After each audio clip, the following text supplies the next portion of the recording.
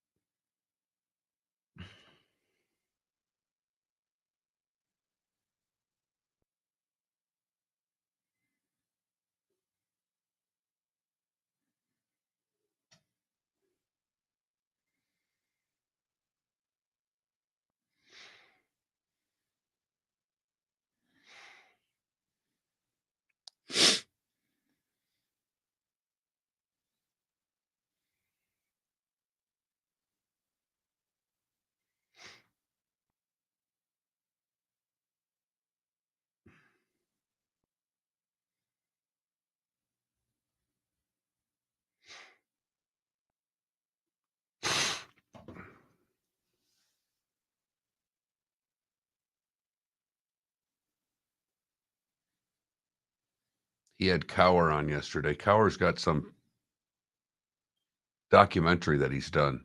It's on MGM Plus. I had to laugh because I'm watching McAfee and he finishes the thing. MGM Plus. He's like, I'm 35 or 38, or he's never heard of MGM Plus. 10 seconds.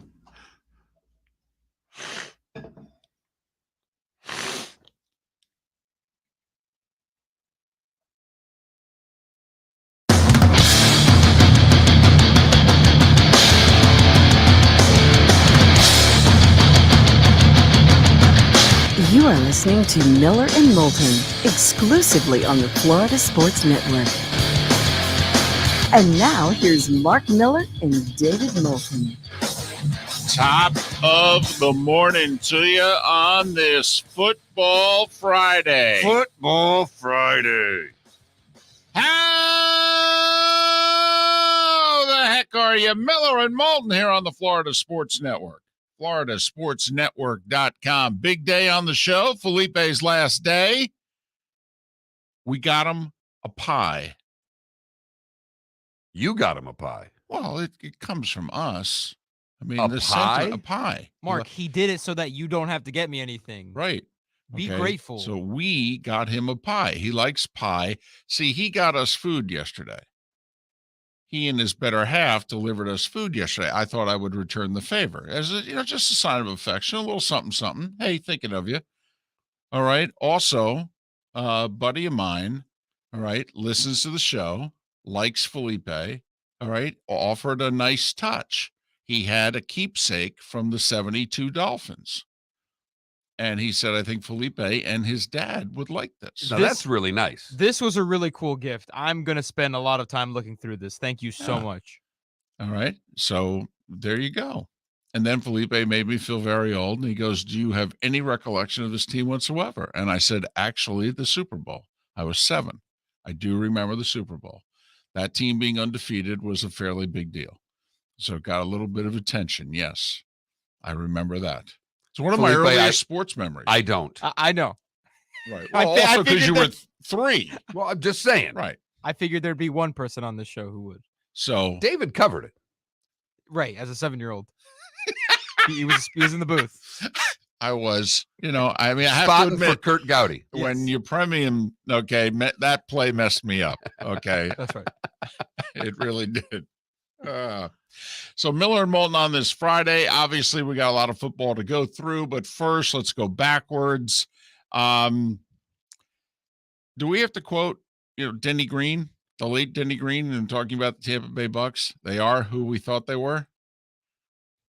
But yes. But at the same point in time, they may have let the Bills off the hook. But I mean, Baker's decent and the two wide receivers are really good. And otherwise, the rest of the team is good enough to hang in games, but not really win them. We missing anything? No. Roy Cummings did say, I really think they need to start throwing the ball to Rachaad White out of the backfield. They did that. 7 catches for 70 yards, which is good because they still can't run the ball. So, okay. No, they ran it for 45 yards, essentially, because Baker had a couple of, and they had to end around, but in giving the ball to their backs, 45 yards. Right. And yeah, I mean, they were behind, but then they caught up, and then they were behind again. But, they were never behind by more than 2 scores. I mean, you can still run the ball. They can't. No, they can't. And unfortunately, that's what they wanted to do, and that's what they need to do if they're going to be effective, and it's why they're no longer effective. They're good enough to hang around. When watching the game, were you thinking at all about Trader Moulton? Okay, and were you thinking, Oh, you've won me over.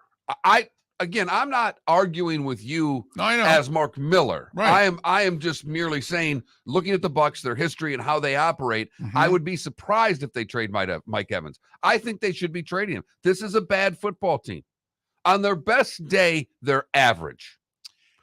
That's the thing. And I think that's the point you've been trying to make, David, is not that, hey, they could win 9 games. Hell, they could win 10 because the schedule set up, whatever the case may be. When you look at them against Dallas, when you look at them against Detroit, when you look at them against Philadelphia, when you look at them against San Francisco, do you realistically think they can beat multiple teams in the postseason to make a run? And they can't. They're not good enough.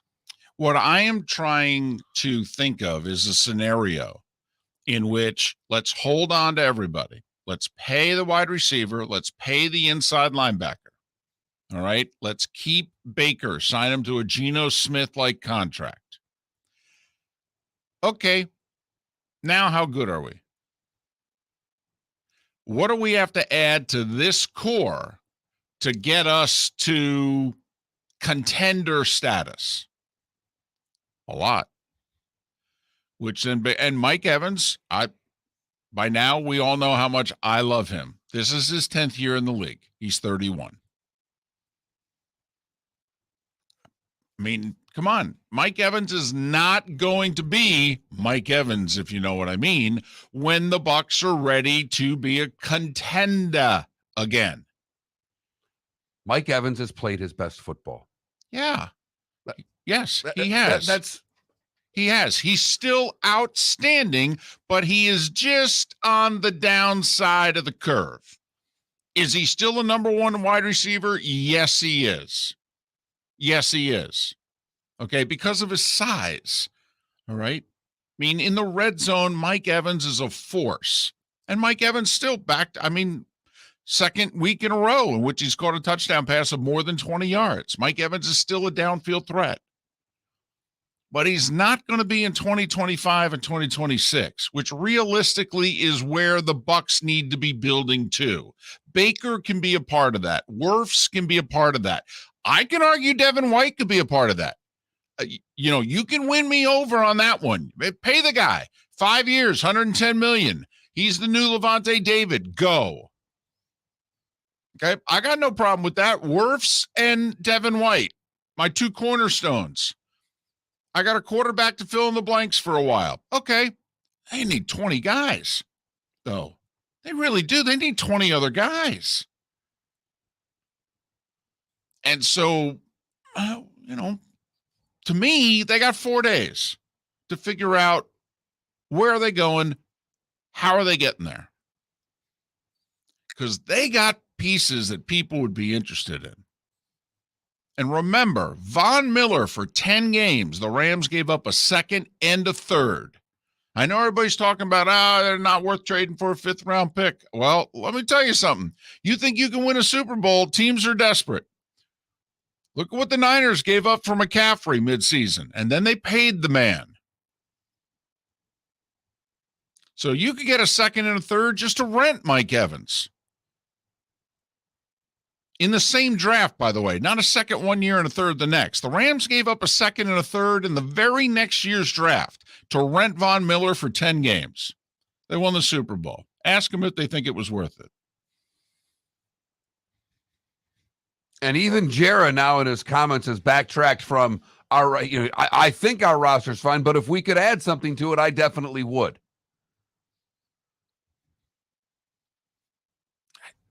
Just saying.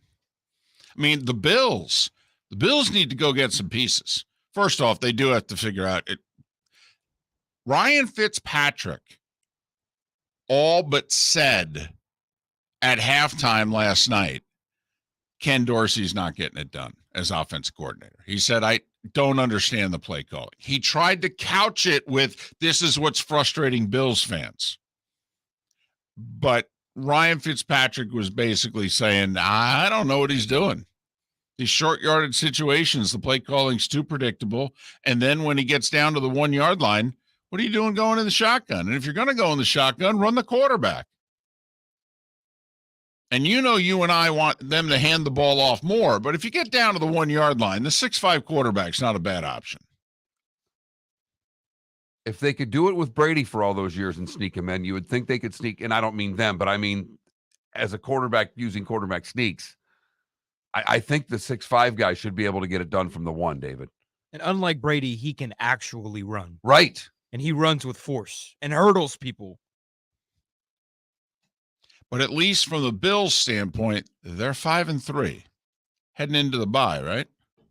Yes. Okay, so they got some time here. They can figure some things out. But they need some reinforcements. I mean, they do. That defense is not going to be good enough to get through what they have to get through in the AFC. I mean, they need Devin White. They do. They need a tackling machine in the middle of the defense. And they need a corner while they're at it. I mean, if I was the Bills, I would call Tampa and just say, how about if I take a couple of guys off your hands? Let them go home, rest up, enjoy the sun and what have you. I'm thinking Devin White and Carlton Davis. What do you think? What do you need for that? Can we make that happen?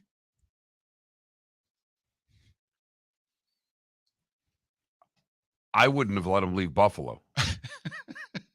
Well, they might have wanted to go home. But you know what I mean. Right, just for the, the weekend, if nothing else. No, guys, I appreciate it. I'll be back. I will, but I'm going home for the weekend. I've been checking in on the Tampa GM, if you know what I mean. If I'm the GM going, is everything in the suite okay to your liking?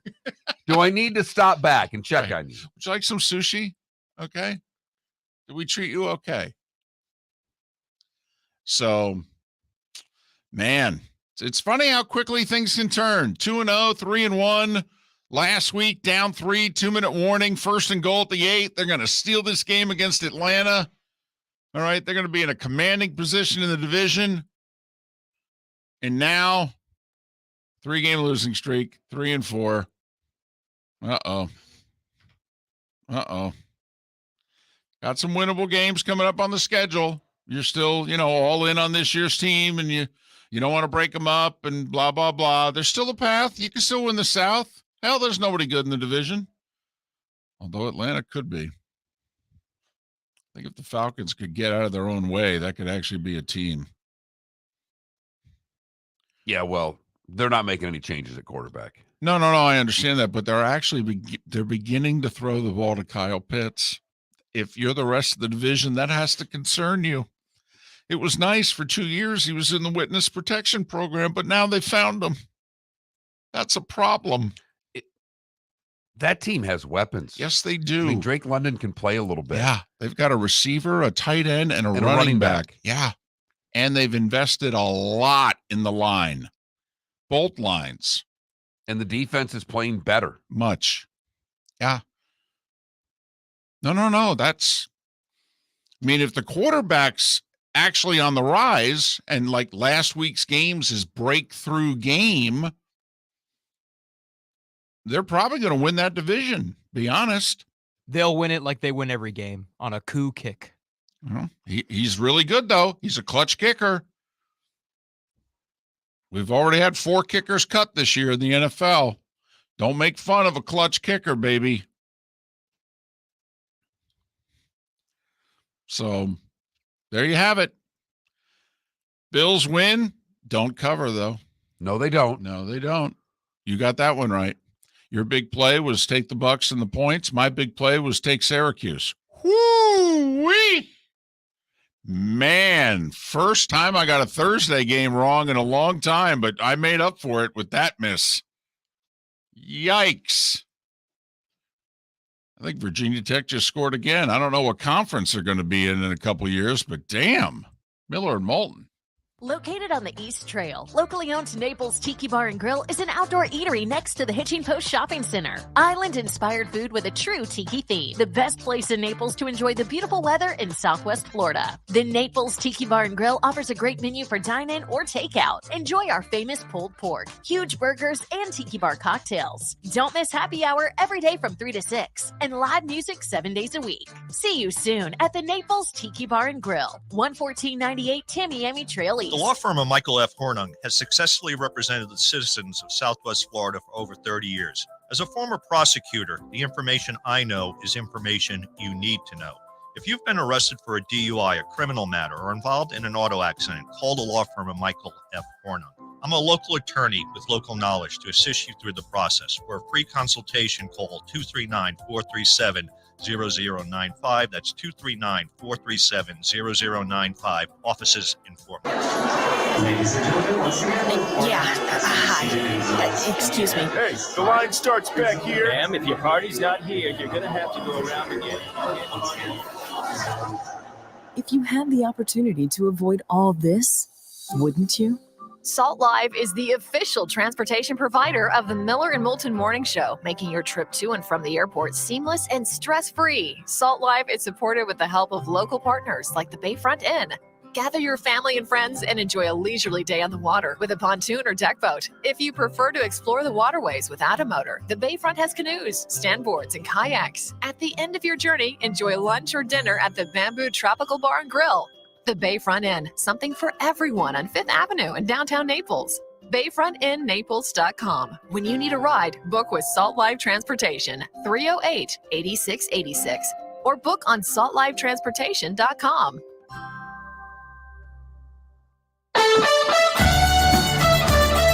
You are listening to Miller and Moulton on the Florida Sports Network.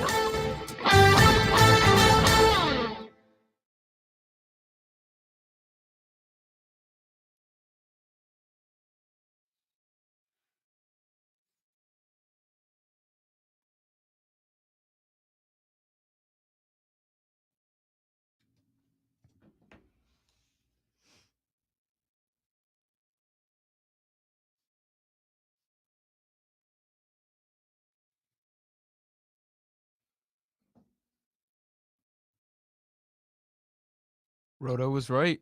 Rashad White was a good play. Yeah, of course. When I said Rashad White, this guy or this guy, he picked someone else. I didn't play him. Damn it. He went with T. Higgins. T. Higgins better have a better game than Rashad White. Oh, man. Did they play this week? Seattle. Oh, yeah.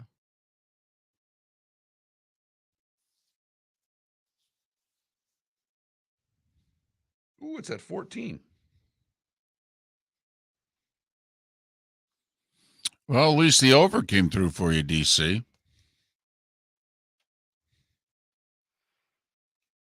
Oh, you meant in the Bills Bucks.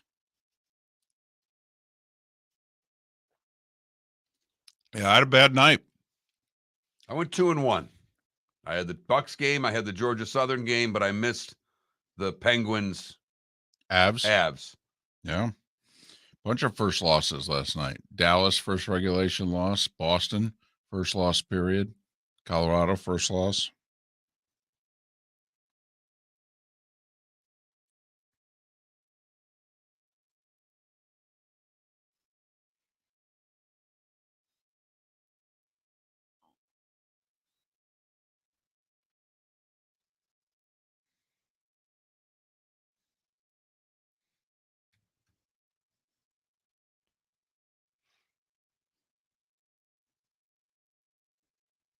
So, Mark, did you you didn't tune into any of the Lakers game last night, did you?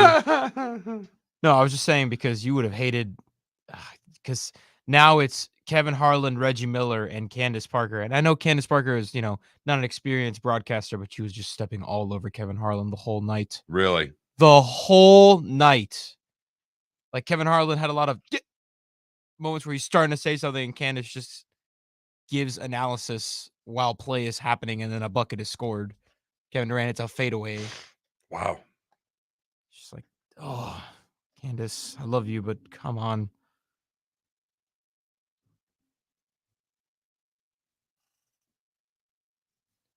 Let the master cook.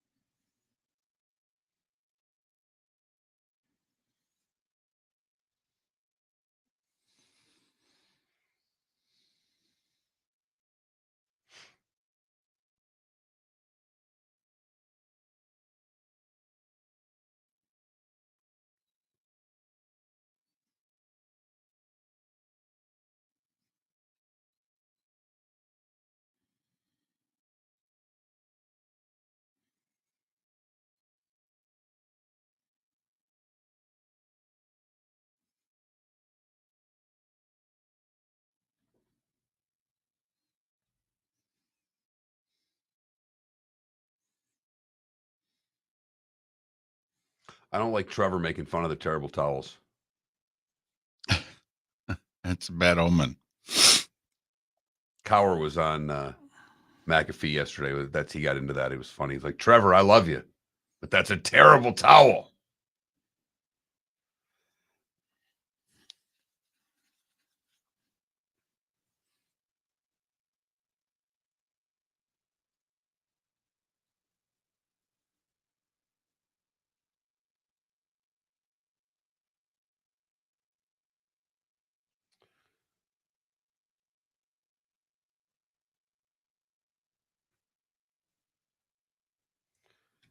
Their tickers on that show are like the tickers that I run.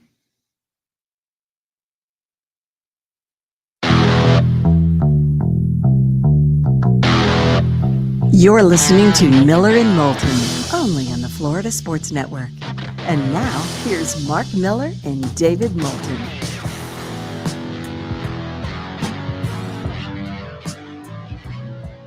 "21 minutes past the hour on this Football Friday. Football Friday. Looking back at the Bucks, not unexpected, but losing in Buffalo, albeit a late score and a cover and a chance at the very end.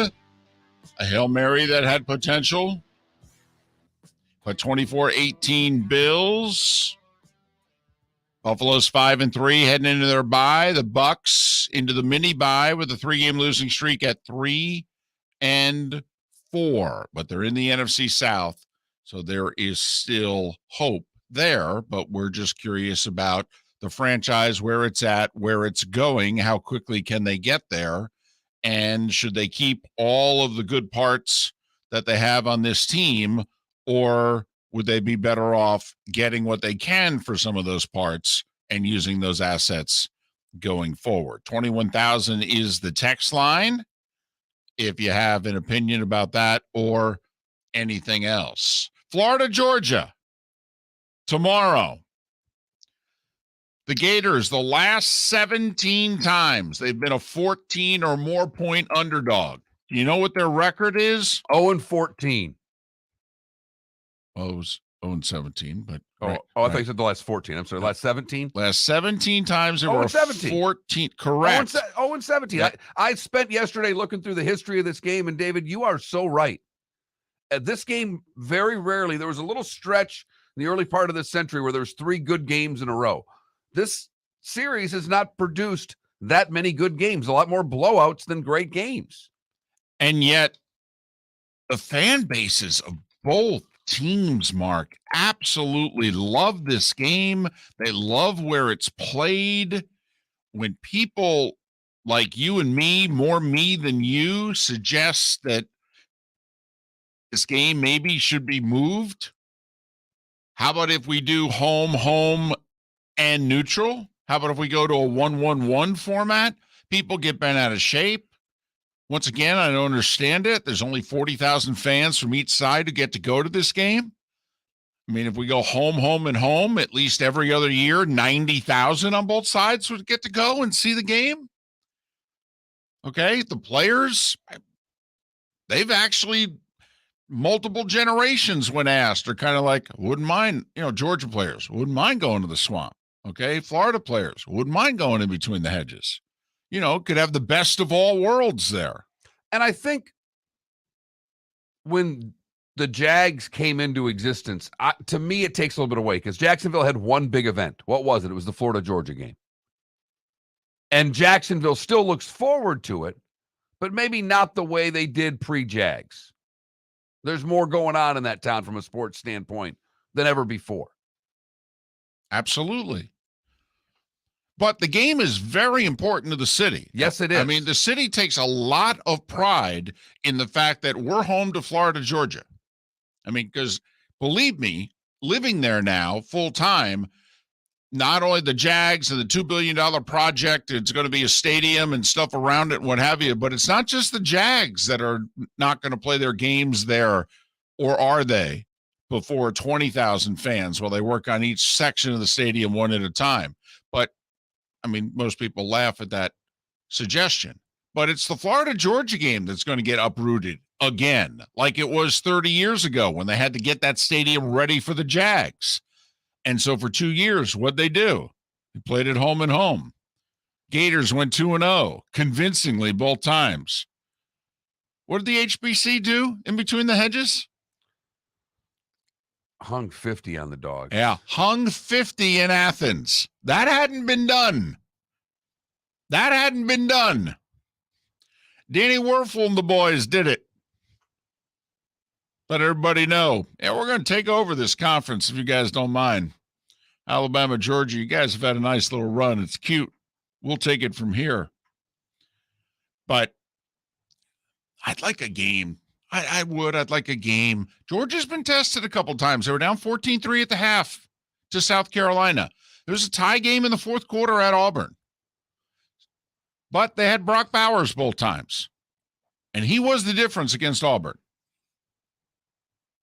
Sometimes it's plays, sometimes it's players. Fourth quarter, it was just find Brock Bowers. That's all it was. That's all Beck did at quarterback. It's like, where's 19? Oh, there he is. Boom. Didn't matter what down and distance it was. Where's 19? There he is. Georgia doesn't have that now. I mean, wouldn't you love to see Florida put them in a spot early fourth quarter? It's 3rd and 7, and their Gator defense is staring at the Georgia quarterback, and he's looking around, and the Gator defense is like, 19 ain't here, buddy. We're coming. I would love to see it. I don't think we'll see it. Man.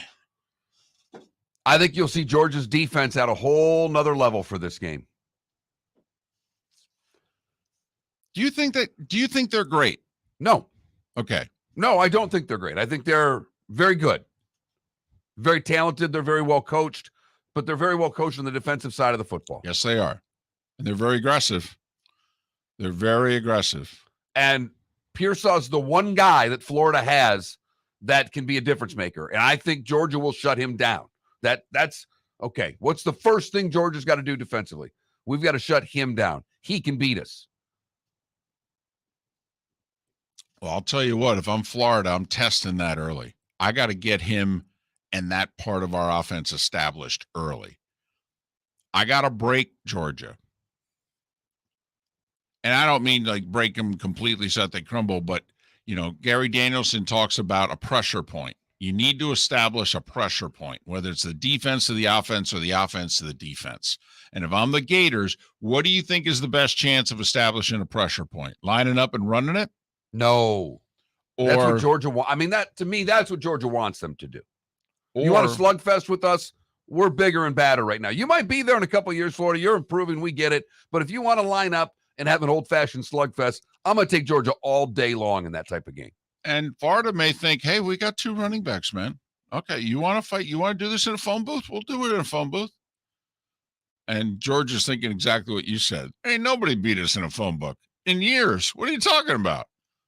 I mean, Ohio State almost beat us. How'd they do it? They threw it all over the lot. And you can't. You don't have the personnel to do it. When Bama beat us in the 2021 SEC championship game, how'd they do it? Bryce Young threw it all over the lot. Can't beat us in a phone booth, excuse me.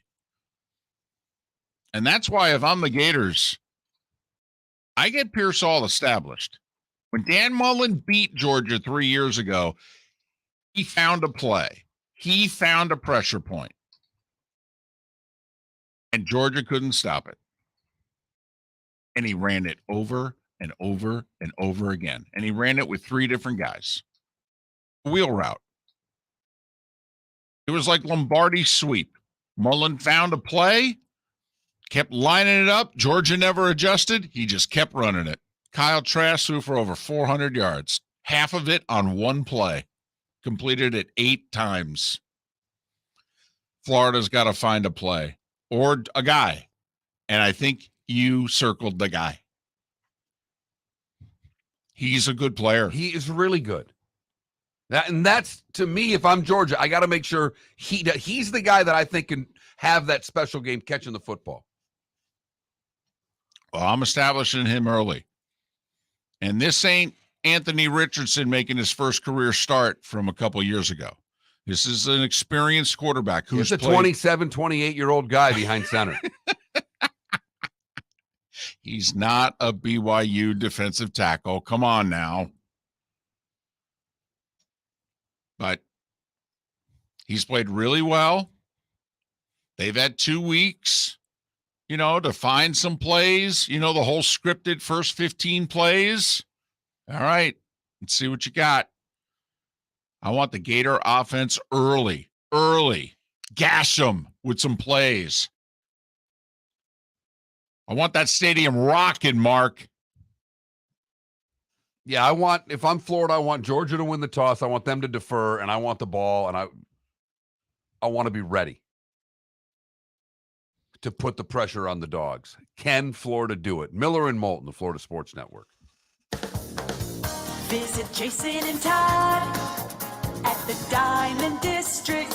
20 years ago, Jason and I had the idea for a jewelry store like no other, with a vast selection of certified diamonds priced 8 to 12% over cost. A team of individuals who are educated, driven, and believe in cultivating relationships. Today, we have become one of the largest independent jewelry stores in the country. Todd and I love what we do and are in the store nearly every day, along with our GIA gemologists, master jewelers, custom designers, and non-commissioned diamond consultants, all of which we consider family. As direct diamond importers, we travel the world, forging relationships and sourcing diamonds. What we love most about our business is that we can call Southwest Florida our home. If selection, value, and comfort are important to you, give the Diamond District an opportunity. You won't find a better diamond buying experience. Todd and I look forward to shaking your hand and welcoming you to our Diamond District family. At the Diamond District. The law firm of Michael F. Hornung has successfully represented the citizens of Southwest Florida for over 30 years. As a former prosecutor, the information I know is information you need to know. If you've been arrested for a DUI, a criminal matter, or involved in an auto accident, call the law firm of Michael F. Hornung. I'm a local attorney with local knowledge to assist you through the process. For a free consultation, call 239-437-0095. That's 239-437-0095. Offices in Fort Myers. Hello, friends and family of Southwest Florida. Are you looking to tap into the electric vehicle market? Well, look no further, because we here at Southwest Florida Golf Carts have just what you need. E-bikes, golf carts, LSVs, scooters, and more. Come down and talk with one of our experienced sales reps, have a soda and a smile, and you could be cruising the streets in your new EV today. Stop by the store or visit our website at flgolfcarts.com and enter for a chance to win $100 off your next purchase by answering John's monthly sports question. You are listening to Miller and Moulton on the Florida Sports Network.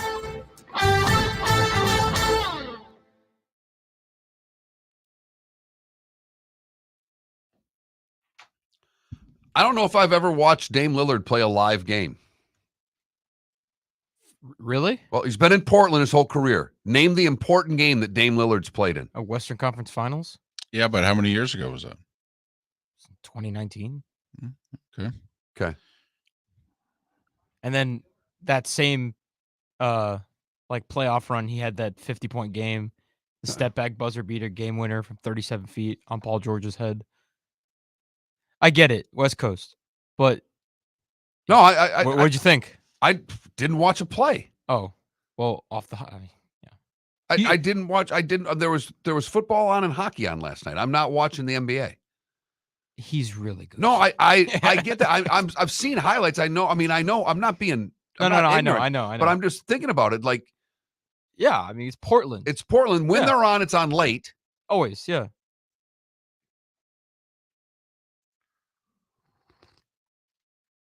But yeah, Heat Twitter was salty last night. Very, very salty.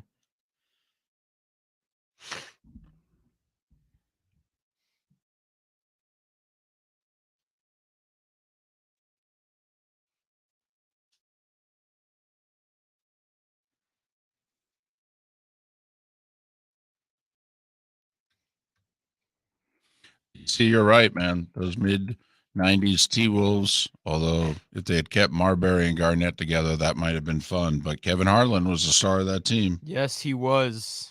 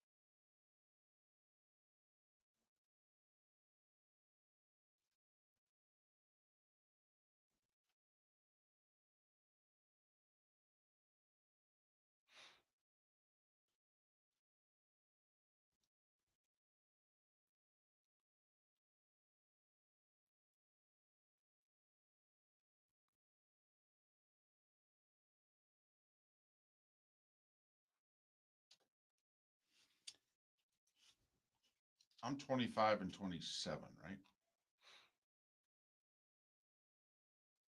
26 and 28. Don't know right now. Hold on. What were you last week? I was 1 and 4. So you are 25 and 27. Okay, and you are? I am 21 and 20.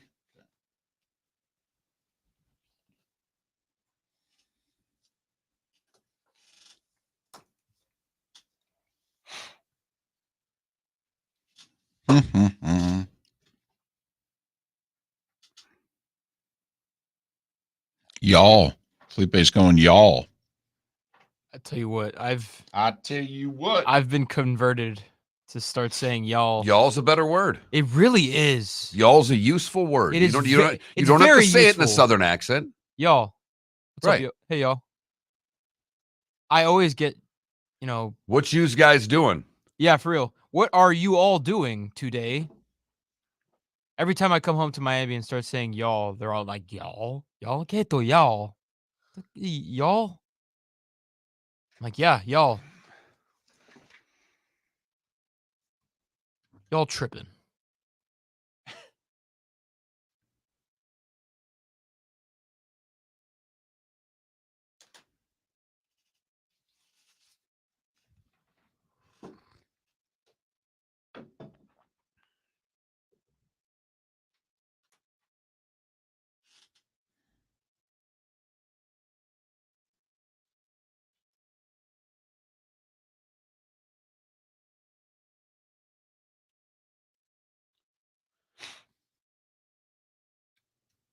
Here we go.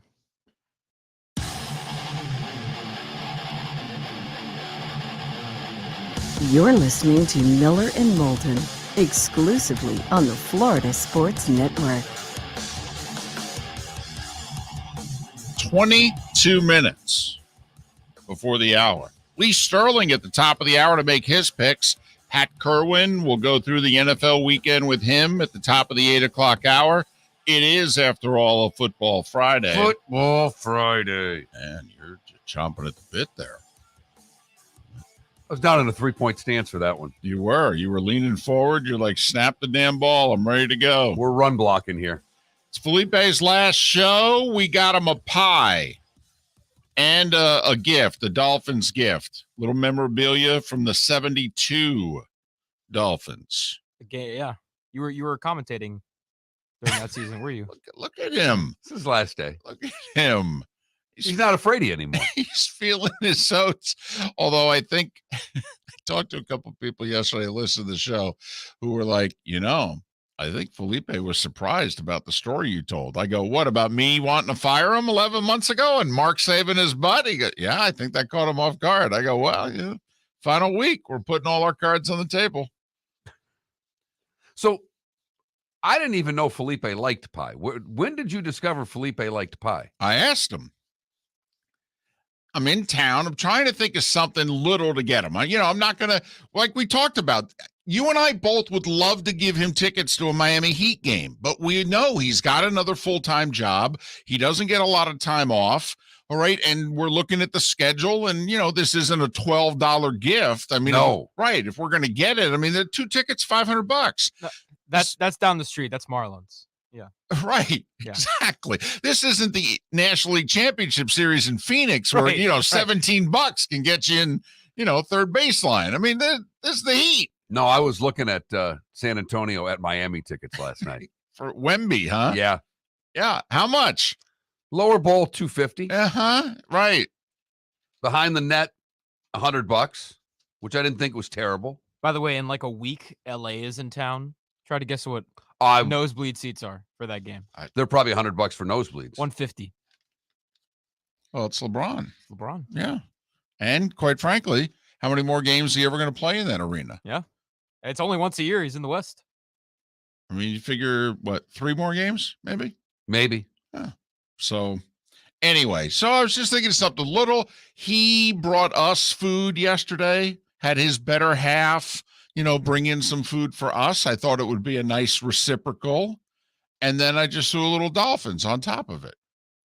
Did you bring the food into the doctor's office yesterday?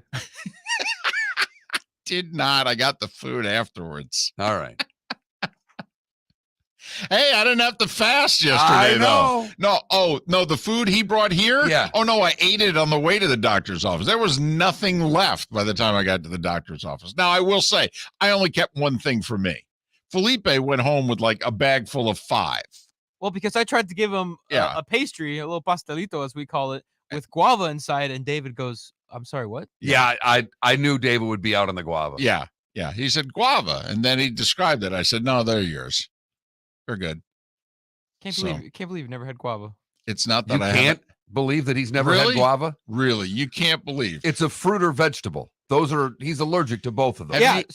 Have you seen me eat a fruit or vegetable in the 2 years we've known one another? Yes or no? I've seen you eat a banana.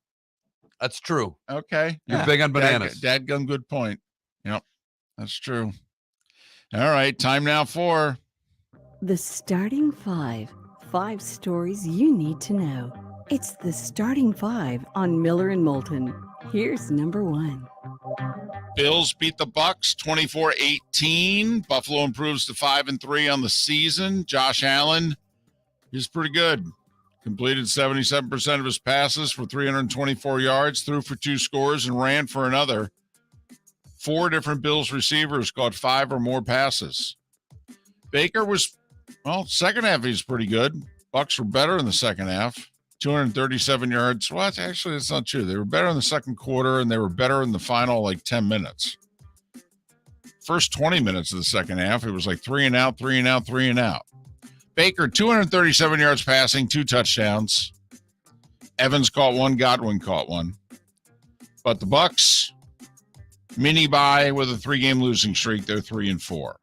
Tyreek Hill practiced and announced he will play Sunday for the Dolphins against the Patriots. Jalen Ramsey, meanwhile, there was an Adam Schefter report late yesterday afternoon that said he's playing Sunday. Jalen Ramsey took to Twitter/X to go, dude, I don't know where you got this information from. Okay, yeah, I'm practicing. I'm feeling good. I have not been cleared to play. Okay, I'm hopeful, but I have not been cleared to play. Trust me, when I will be, I will let you and everyone else know. So, according to Jalen Ramsey, he is, quote, hopeful to play Sunday, but not yet cleared. Jimmy G is expected to start Monday night for the Raiders in Detroit against the Lions. College football last night. Mark got the Georgia Southern pick right. They whooped up on Georgia State 44-27. Both teams now 6-2 on the season. I got the Syracuse pick wrong. Virginia Tech outgained the Orange. Are you ready for this, Mark? 528-137. Ouch. To almost outgain another team in your conference by 400 yards. The game was not nearly as close as the final score of 38-10. Both teams now 4-4 on the season. FAU -4 tonight at Charlotte, 7:30 ESPN2. What do you think? Tempted? Is it part of your picks? Baseball. The World Series is happening. No, really. You've just forgotten about baseball because it's Arizona and Texas to wrap up this spectacular season. 8 o'clock tonight on Big Fox. It's the speed of Arizona against the power of the Rangers. Zach Gallen, Nathan Eovaldi. It's interesting.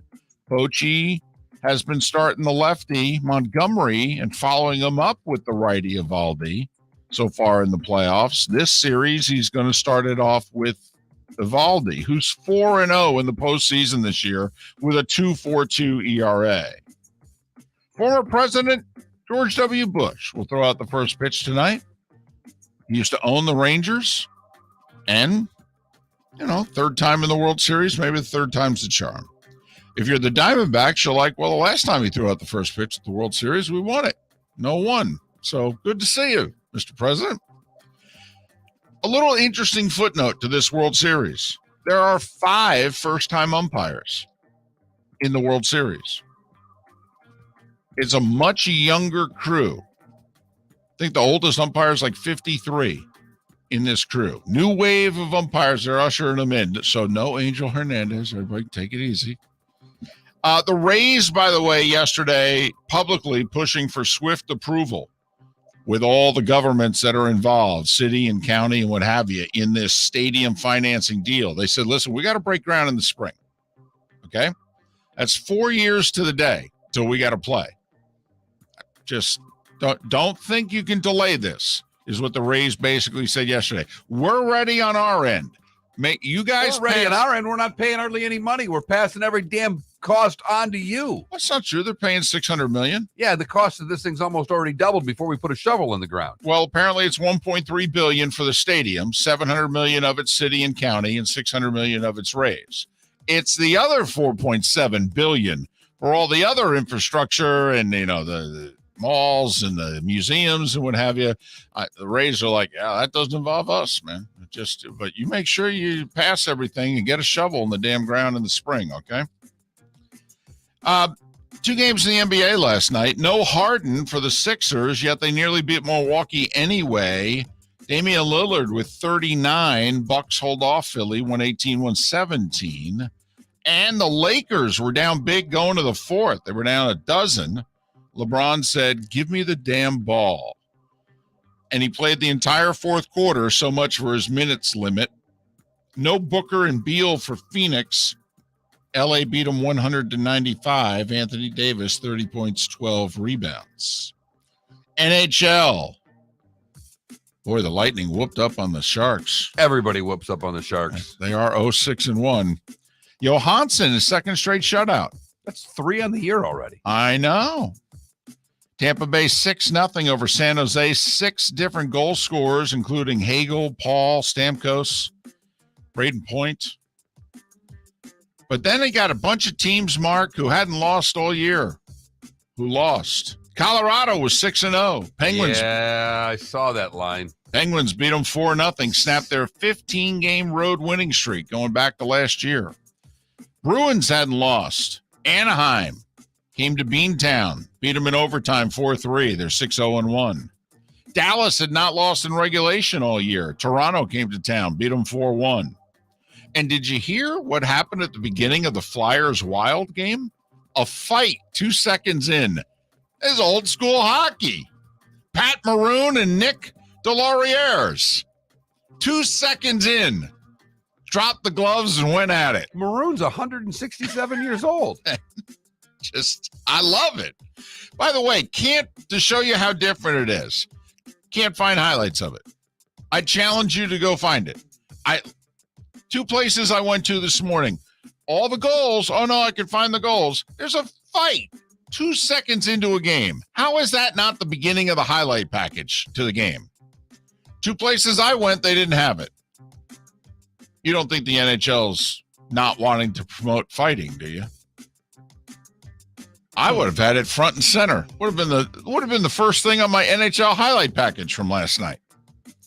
Anyway, Flyers beat the Wild 6-2. Nice little story. Bobby Brink is a 22-year-old kid from Minnetonka, Minnesota. Grew up watching the Wild, rooting for the Wild. He plays for the Flyers. He scored 2 goals last night against the team he grew up watching and rooting for. Neat little story. You didn't miss much. Wasn't much of a fight. Oh, okay. No, all right.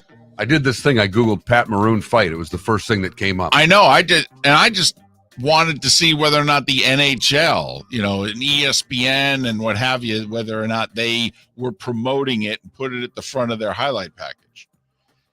One other sports note, the LPGA Tour is in Malaysia. They're halfway through their tournament. American Rose Zhang is 1 shot off the lead. A women's soccer friendly last night, the USA and Colombia tied 0-0. U.S. missed a penalty kick late in the first half. And that's all I got at 10 minutes before the hour. That was the Starting 5 every weekday morning at this time on Miller and Moulton. Harden not playing last night, and the NBA is investigating because they've got the new rule this year. Nationally televised game, you got to provide an excuse. And there's only 2 excuses they allow. And I think the Sixers are like, he didn't show up for all of training camp. He flew into town Tuesday. He's not in shape. We kept him back in Philly to work him out for a few days. He's going to miss the first 2 games of the year, and then we're going to put him back in the lineup. Is that a good enough excuse? And the NBA is like, I don't know. I'll get back to you. Now, of course, they're going to fine him. Apparently, the first violation is a $100,000 fine. Oh, I know. That should really stick it to him. Right. I mean, I don't know what the 5th violation is and what have you. Is it just 100,000 per violation or whatever it is? But anyway, I do find it funny that, this actually seems like a legitimate reason to hold the guy out of a game. Well, for most players, but when they said Harden's out of shape and the NBA went back, when's he ever been in shape? Oh, look at you. You know what's fascinating about Harden is that he didn't even need training camp. I bet you if he would have played last night, he would have had a triple-double. I don't know about that. I don't know. Remember, he's still James Harden. I don't think he is anymore. Yeah. Also, he's not that James Harden. Also, it's not Doc Rivers running the team anymore. It's Nick Nurse. They may not play him at point like they did last year. They may just move him to 2. All right. Which very different. Just saying. The poll question's up, by the way. What is the poll question? You came up with it 2 days ago. If you're a Gators fan, you can knock out one team from the college football playoff. Who would it be? Georgia or Florida State? Wow, that's a pretty good question. I thought so. It was so good, I forgot about it. Glad you remembered. Put it in my notes on my phone. Oh, thank goodness. Wow, that's a good question. It is a good question. All right, question. Gator fan, you can only knock off the Dogs or the Noles. Which one you knocking off? Keep them out of the playoff. Just want to see how big Florida State wins this by. How big do you think? 80-20. Really? You think it's that big, huh? Based on our early response from this earlier this week in the Twitch chat room, there was nobody saying Georgia. Huh. Nobody. I thought this was a big rivalry game. It's what I've been told all these years.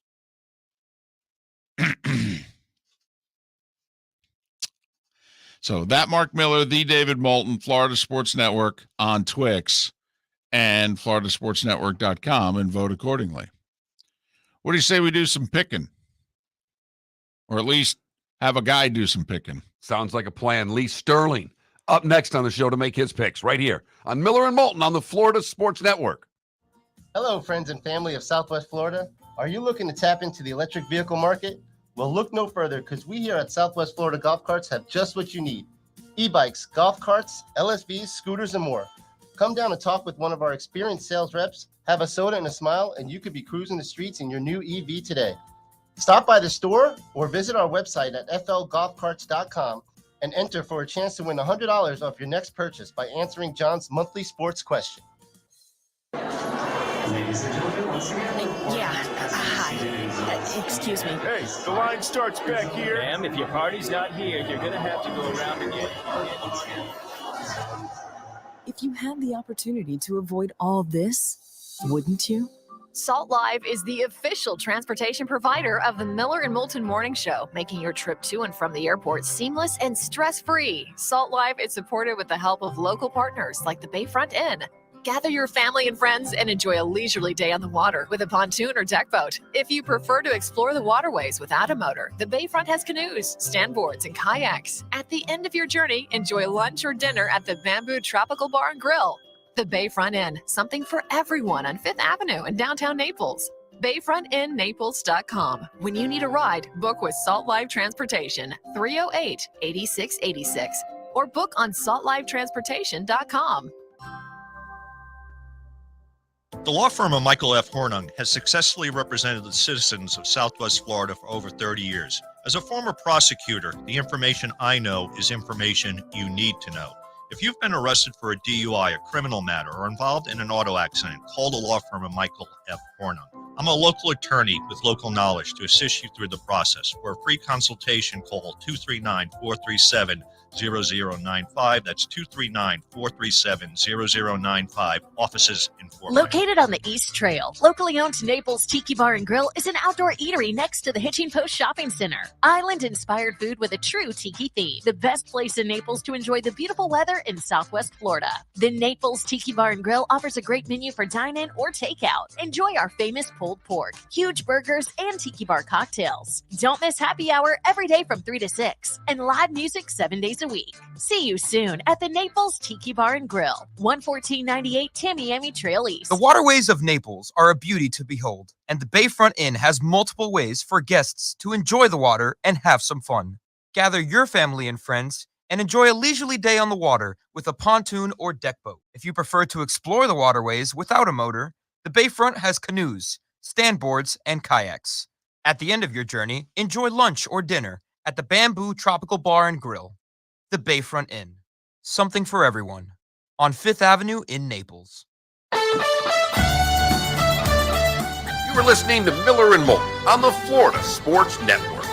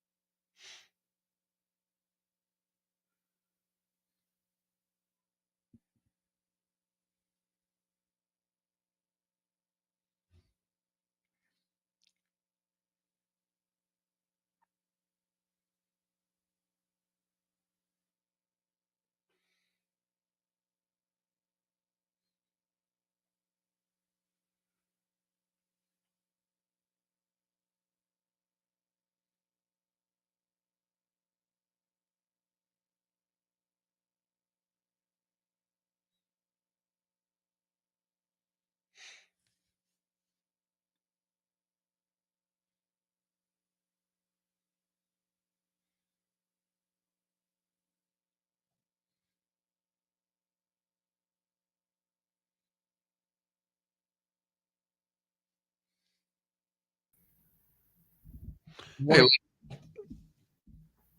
How are you? Everything good? Yep. How about you? I'm good. Can't complain. How'd Chicago go? Tired. Long weekend. Amazing. I'll send you the video. So well, they want her back, and they even want her back this year, and they want her to come a couple times every year now. Oh, awesome. So, Did the restaurants work out? We couldn't get a reservation. Couldn't get in there. Oh, I'm sorry. Couldn't get in there. Tried. Went to another place called RPM. I had a friend who knows the owner. But there's going to be next time, it sounds like. So, I mean, she was just doing it, figuring, hey, great. But who thought they would call her after the game and say how great it was? And helps when you break a 10-game losing streak. I was going to say, we joked about it last week. If they win, you're wearing everything the same. You're calling everybody back. Right. So, we'll see. So you guys can watch it when you're bored later in the day. So, I mean, it's a perfect day. One of those days you get maybe a couple times a month there, 55 degrees, not a cloud in the sky. So. Yeah, in Minneapolis on Monday, it was 64. I mean, it was unbelievable how good the weather was in the upper Midwest. That's crazy. Who do you have tomorrow and Monday? Florida, Georgia. Okay. And then Raiders, Lions in Detroit. Okay. Well, I saw the Raiders last Sunday. They need Jimmy G bad. Yeah, and he's coming back. Thank goodness. Yeah. Well, they'll be fired up in Detroit though, because it's their first Monday night game in 5 years. You know, their only nationally televised game most years for quite a while has been Thanksgiving. So they're going to be jacked that they're getting national TV. You know, last time they were jacked was the home opener, and they went home sad. But I think they'll be fine Monday night. Yeah, played a little better team then. But yep, here we go. Yeah.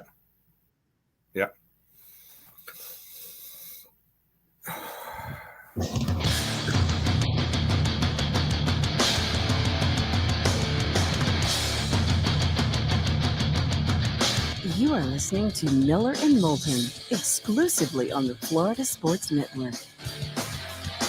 And now here's Mark Miller and David Moulton. Thrilled to be with you on this Football Friday. Miller and Moulton, the Florida Sports Network, floridasportsnetwork.com. Big day on the show. Pat Kirwan in an hour. It's Felipe's final show. And it's time for Lee Sterling. Paramount Sports, ParamountSports.com, 800-400-9741. Back from Chicago over the weekend. His daughter sang the anthem at the Bears game. They won. She's going to be on the payroll, I think, going forward. Lee, how are you? I'm good. It's a great experience when everything goes well and you win. Let's hope the next time they have her come back, it's not going to be against a Super Bowl contender. So maybe we can pick and choose. It was one of those moments. I asked her what was the most exciting thing about it, and there's a TikTok guy named Isaac. Forget his last name. He and his wife are on TikTok and they have millions of followers. He's been on the practice squad a few teams, but he actually played in the game, number 96 for the Raiders. So after she did the run through about 2.5 hours before the game, he came up and told her she did a good job. And she's like, I know who you are. And they took a bunch of pics. And then after the game, he posted her on his TikTok. So that she was excited about that. That's awesome. Awesome. All right, Lee, let's get to the games. First in college, let's start out with the Canes. They play Virginia this week. Big favorite, 19's the number. Well, they got a bunch of transfers coming in. I mean, you feel bad for these kids. They lost two players from their squad. They ended the season short last year because of that tragedy. Before that game, they only beat William and Mary last week when they upset North Carolina. So they have some confidence. I think they feel if they win this game and next week, then they're sitting at 4-5. They might be able to get to a bowl. So you're going to get their best effort. Tony Muskett's their quarterback, transfer from Monmouth. Nothing special, but everything went right against North Carolina. It looks like TBD, Tyler Van Dyke, will probably play as long as he doesn't have any setbacks. I just think this maybe a little bit, the line's a little too high. Virginia's okay. I mean, they're not horrible. Miami's going to have to use their tight ends more. They want to be successful as the season moves forward. I think Miami wins this game here, 31-16. We'll take Virginia in the points here. Virginia N19. By the way, Isaac Rochelle, we're told, is who your daughter was hobnobbing with. All right, the Noles, another big number, nearly 3 full touchdowns, 20.5. Can they cover it against Wake? Wow. Last week, I mean, what is the Duke coaching staff thinking? You're up 3. You got it like a 4th and 3, 4th and 4. Just kick the field goal. Even if Florida State scores, then you just need a field goal to win the game. And then your quarterback gets hurt and the floodgates open. The only problem for Wake Forest is they're not even close to Duke. So Wake Forest, most of the talent's left. Obviously, Hartman left to Notre Dame. The quarterback position's deficient. No real playmakers here. No depth on the defense. Florida State wins pretty big here, 44-13. All right, the cocktail party. Georgia started out as a 14.5-point favorite. It's been bet down to 14. We actually think by kick it might get to 13.5. It's one if you're going to bet that, to me, this is when you shop around and make sure you get the line that is to what you're going to play. So how are you going to play this one, Lee? So the number 1, number 2, and number 3 question is Brock Bowers. How important is he to this Georgia team? Well, I think he and Marvin Harrison, 2 best players in college football. I don't think I've ever said that about a tight end before. How important is he? Well, only 41 catches in half a season for almost 600 yards. So I don't know how they're going to be able to make up for his loss. Dominic Lovett, the next highest receiver, 18 catches here. Both teams are off of a bye, so not too many other injuries here. I think Florida's offense has actually been a little bit better of late, even though the last 2 games where they scored pretty big, 38 and 41 against Vanderbilt and also South Carolina, they're not much. But I think they're starting to come around, and think that this Georgia team here might be a little too much to ask. They're 1-6 against the spread. Usually your spread record tells you who you are. I think Georgia wins the game 24-17. Florida covers. Oh, I'd love a 24-17 game for a bunch of reasons. All right, to Sunday we go. The Jags, who have won 4 in a row, and the Steelers just finding ways to win, albeit ugly. Jacksonville wins in Pittsburgh. I think they're 7-2 all time. They've beaten them there twice in the playoffs. Jags are a road favorite, laying 2.5. Trevor Lawrence starting to come around. So had a slow start to the year, but how about this? People don't realize this. They've now won 4 straight. They've won 12 of the last 15 games dating back to last year. 3 of those losses, all of them, 2 of the 3 to Kansas City and a loss to Houston. So they're starting to put it together now. Pittsburgh, it seems like they almost need a defensive score to win a game. So I don't know if Jacksonville's going to give it to them here the way they're playing. And I like the fact their receivers, number 3 in the NFL in yards after catch after Miami and Kansas City here. Love the way they just went out on the road, workmanship effort last Thursday night. Not even a division game, got the job done here. I think they win and cover 28-20. And finally, the Dolphins and New England. Miami, a 9.5-point favorite at home. Looks like Tyreek Hill is going to play. That's obviously important for Miami, particularly when you're looking at a cover. How do you see it, Lee? So New England's missing 2 of their best defensive linemen, but Miami's missing, looks like possibly their top 3 offensive linemen. They may get Jalen Ramsey back. But I mean, they just got too many injuries going on right now. I think they just want to survive and move on. It's like a March Madness first round game and win the game and get to Germany and take on Kansas City. I think that's where they're looking forward to. But New England's done a decent job. Last 3 times they played Miami, Miami hasn't scored more than 24 points here. They're going to slow it down. Mac Jones actually looks like he's starting to feel more comfortable. Bob O'Brien offense here. Miami's going to win 27-24. New England plus the points. That's the right side. Well, the Patriots' best games this year have been in division. They held the Dolphins down, only lost by 7. And then obviously they've beaten both the Jets and the Bills. So Lee's taking the points with Virginia, with the Gators, and with the Patriots. He's laying the points with the Noles and the Jags. His game of the week, Ohio State, Wisconsin. What are you thinking? Well, I think I got the right side. This is actually going to be a client play also. Anyone wants to get this game, first 5 callers, just call 800-400-9741. Give them Wisconsin and Ohio State on me. I think I've got the right side. 800-400-9741. And decide to do something different. This is one of those rare moments of the year where all 4 sports are taking place. Football, obviously, we're 61-38-2. NBA, 2-0 to start the year. Hockey started a couple weeks ago. And also World Series baseball. I'll give you, usually it's 7 plays, $77. 7 plays tonight, $17. That's right. Give me a shot. That way, hopefully you can build a bankroll, make some money, give us a shot for a month or a season. So 7 selections, $17, 1 place, ParamountSports.com. Hot steaming deal. 800-400-9741, ParamountSports.com. Lee Sterling. Follow him on Twix, Twitter/X, at Paramount Sports. Lee, all the best. Have a great weekend. Same to you guys. Have a great weekend. Be safe.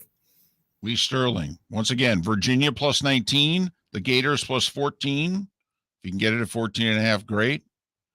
And the Patriots at plus 9.5. Laying the 20.5 with the Noles and riding that Jacksonville road train. Laying the 2.5 in Pittsburgh. Trevor Lawrence daring the Steeler faithful, mocking the terrible towel. I know. What's he doing? That's not smart. No. What are you doing? You're messing with what? The sports gods. Don't do that. What are you doing? They like you. Okay, come on now. Those little yellow towels. What are you doing? Or little yellow rags, I think he said. Yeah. Then he called them towels. Yeah. No. Oh, boy. It was a mistake. It was a mistake. It was like, not seeing the underneath linebacker. It's like, how did you not see him? And that's Trevor. How could you walk right into that? But they're feeling it, feeling good about themselves. They are starting to look like the team that ended last season. They should win this game. They should. They really should. I don't know if they will, but they should. To Lee's point, if Pittsburgh doesn't get a field turned around by a turnover, then how does that offense muster up much more than 17? Seriously. I know. And that probably will not be enough to beat the Jags. However, what do the Steelers seemingly do every week? Turn the field around with a turnover or a scoop and score or do something on the defensive side of the ball to earn them a win.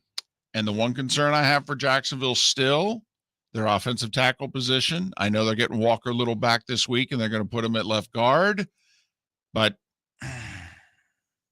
you got to block the Steelers on the edge. I mean, Jags have a rookie right tackle, and the Steelers have TJ Watt. That just seems like a really bad matchup to me. The old pressure point that you're looking for, that would seem to be it. Call me crazy. So I'd double team him every play. I would tell him, too, first snap of the game. Remember the video, Ocho Cinco, when he was still Chad Johnson, and he was shooting the bull with Belichick before the game, and Bill said, "Yeah, sorry, man, I'm going to double you every play." He goes, "Oh, come on, you can't do that." He goes, "Every play, every single one. You ain't going to do squat today." Come on, coach. I thought you loved me. I do love you. Okay, but I'm going to double you every play. Yeah, I think I'd be doubling TJ Watt every play. Every play. Green Bay triple teamed the Raiders at Max Crosby on the play. Yeah, the whole right side of the line, and the tight end chipped him late in the game. He was causing such havoc. So that's Lee's picks. We'll make ours a little bit later on. Trying to bounce back. We both were sub 500 last week. So haven't done that much this year. We're hovering right around the 500 mark. I know. I'm feeling it this week. Uh-oh. Yep. You got that right. The law firm of Michael F. Hornung specializes in criminal defense, DUI, personal injury, nursing home claims, and auto accidents. I'm a former prosecutor with over 34 years of experience. The information I know is information you need to know. If you've been arrested for a DUI, time is of the essence to maintain your driving privileges. Call the law firm of Michael F. Hornung for a free consultation. At the law firm of Michael F. Hornung, we are committed to excellence in your representation. Being a local attorney with local knowledge is clutch to the success of your case. For over 30 years, we have successfully represented the citizens of Southwest Florida. For a free consultation, call 239-437-0095. That's 239-437-0095. Our offices are conveniently located in Fort Myers.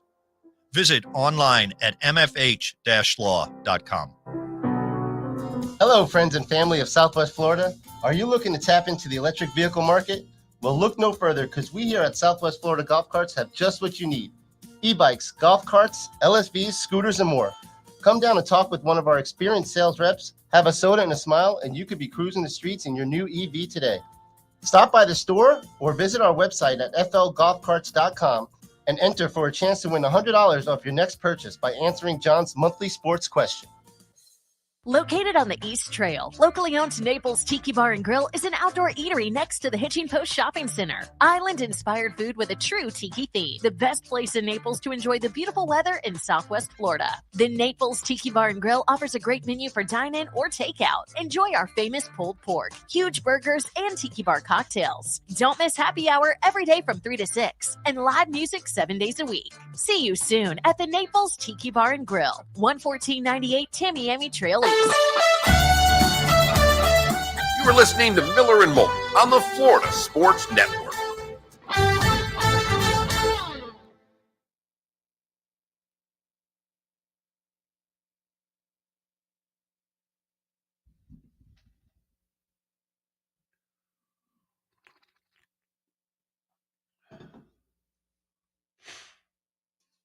Wow, Paul, that's harsh. Mark and David, you should order breakfast this morning and eat it in front of Philly without asking him if he wants anything. I mean, Philly's girl brought us breakfast yesterday. That's cold. When I did that the first time, that was like within the first 3 months of me being here. Yeah. That was cold. What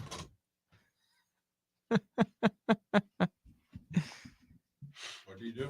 Someone, Paul in the Twitch chat room, wants us to order breakfast and eat it without asking him if he wants anything.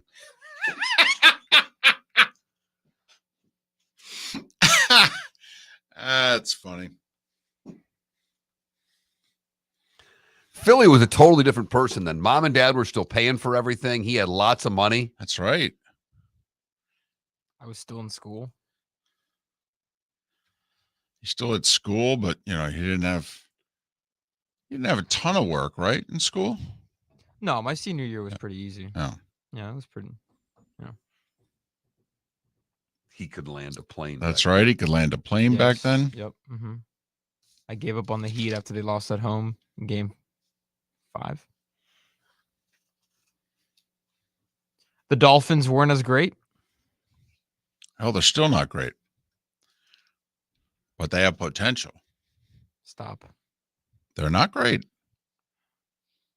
They're not great. They're talented. They're fun. They're not great yet. They could be, though. They could be. They have the ingredients. Haven't said that in a long time.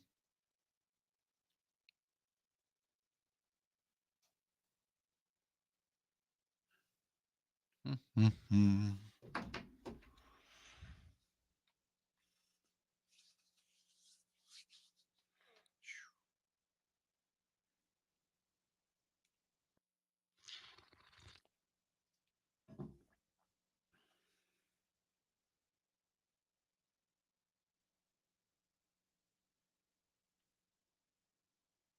I still think I could land a Cessna, by the way. Oh my God. In an emergency situation. Unbelievable. In a private clear runway, I think I can touch that thing down. Mm-hmm. Yo, Tower, where's the brakes on this thing? Flaps.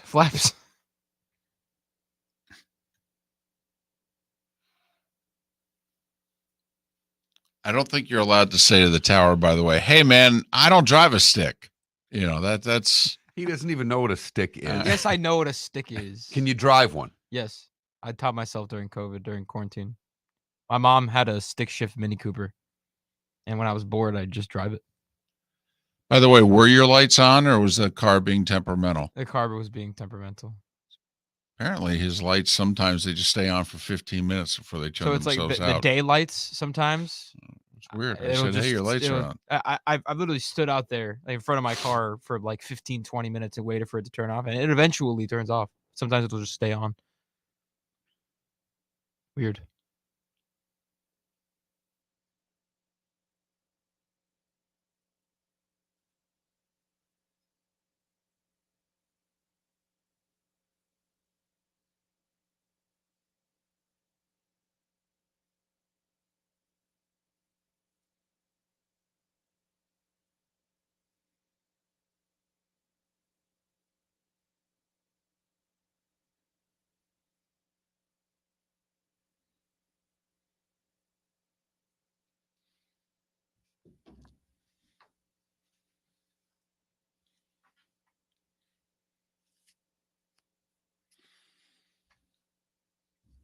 Okay, music. I think we will be as well.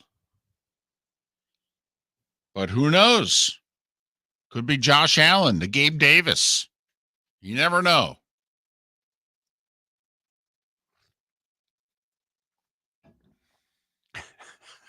Wow.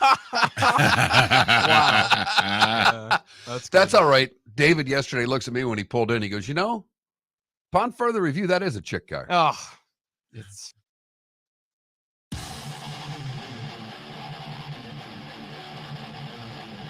You're listening to Miller and Moulton, exclusively on the Florida Sports Network. 21 minutes past the hour on a Football Friday. Football Friday. And Felipe's last day. Woohoo! Felipe Friday. Yeah! He's already got a full-time job in television. And he said, I can't do both. Besides, your pay sucks and your hours are worse. And we said, well, you can't argue with that there. Can't. Yeah, working 7 days a week is not it. It's overrated, isn't it? A little overrated. Yep. So about 5 weeks ago, he staggered in, all right, like a punch-drunk fighter. It's like, cut me, Mick. Cut me. I can't take it anymore. He was nervous telling us he was quitting. You know, he was a wreck that show, too. He got everything wrong. It just constantly was late on everything, missed things, left mics on. He was so nervous. All right. Meanwhile, we're both like, okay. And his replacement, who will start on Monday, I tried to talk out of taking the job for 20 minutes. Every day. Literally how the conversation started. Are you sure you want to do this? Because he's the son of a friend, right? Yes. I mean, so there's a lot on the line here. Oh, man. Young man's life, career, your friendship. I mean, there's a lot on the line. That had to throw Dad off a little bit when you're like, listen, we've been friends for 35 years. Your son should not do this. I told Dad, too. Dad called me and said, what's going on here? And I said, I'm trying to talk your son out of this. So we tried to do the same thing to Felipe 2 years ago. And He foolishly said yes. So, Felipe, did you try to talk Trent? I did.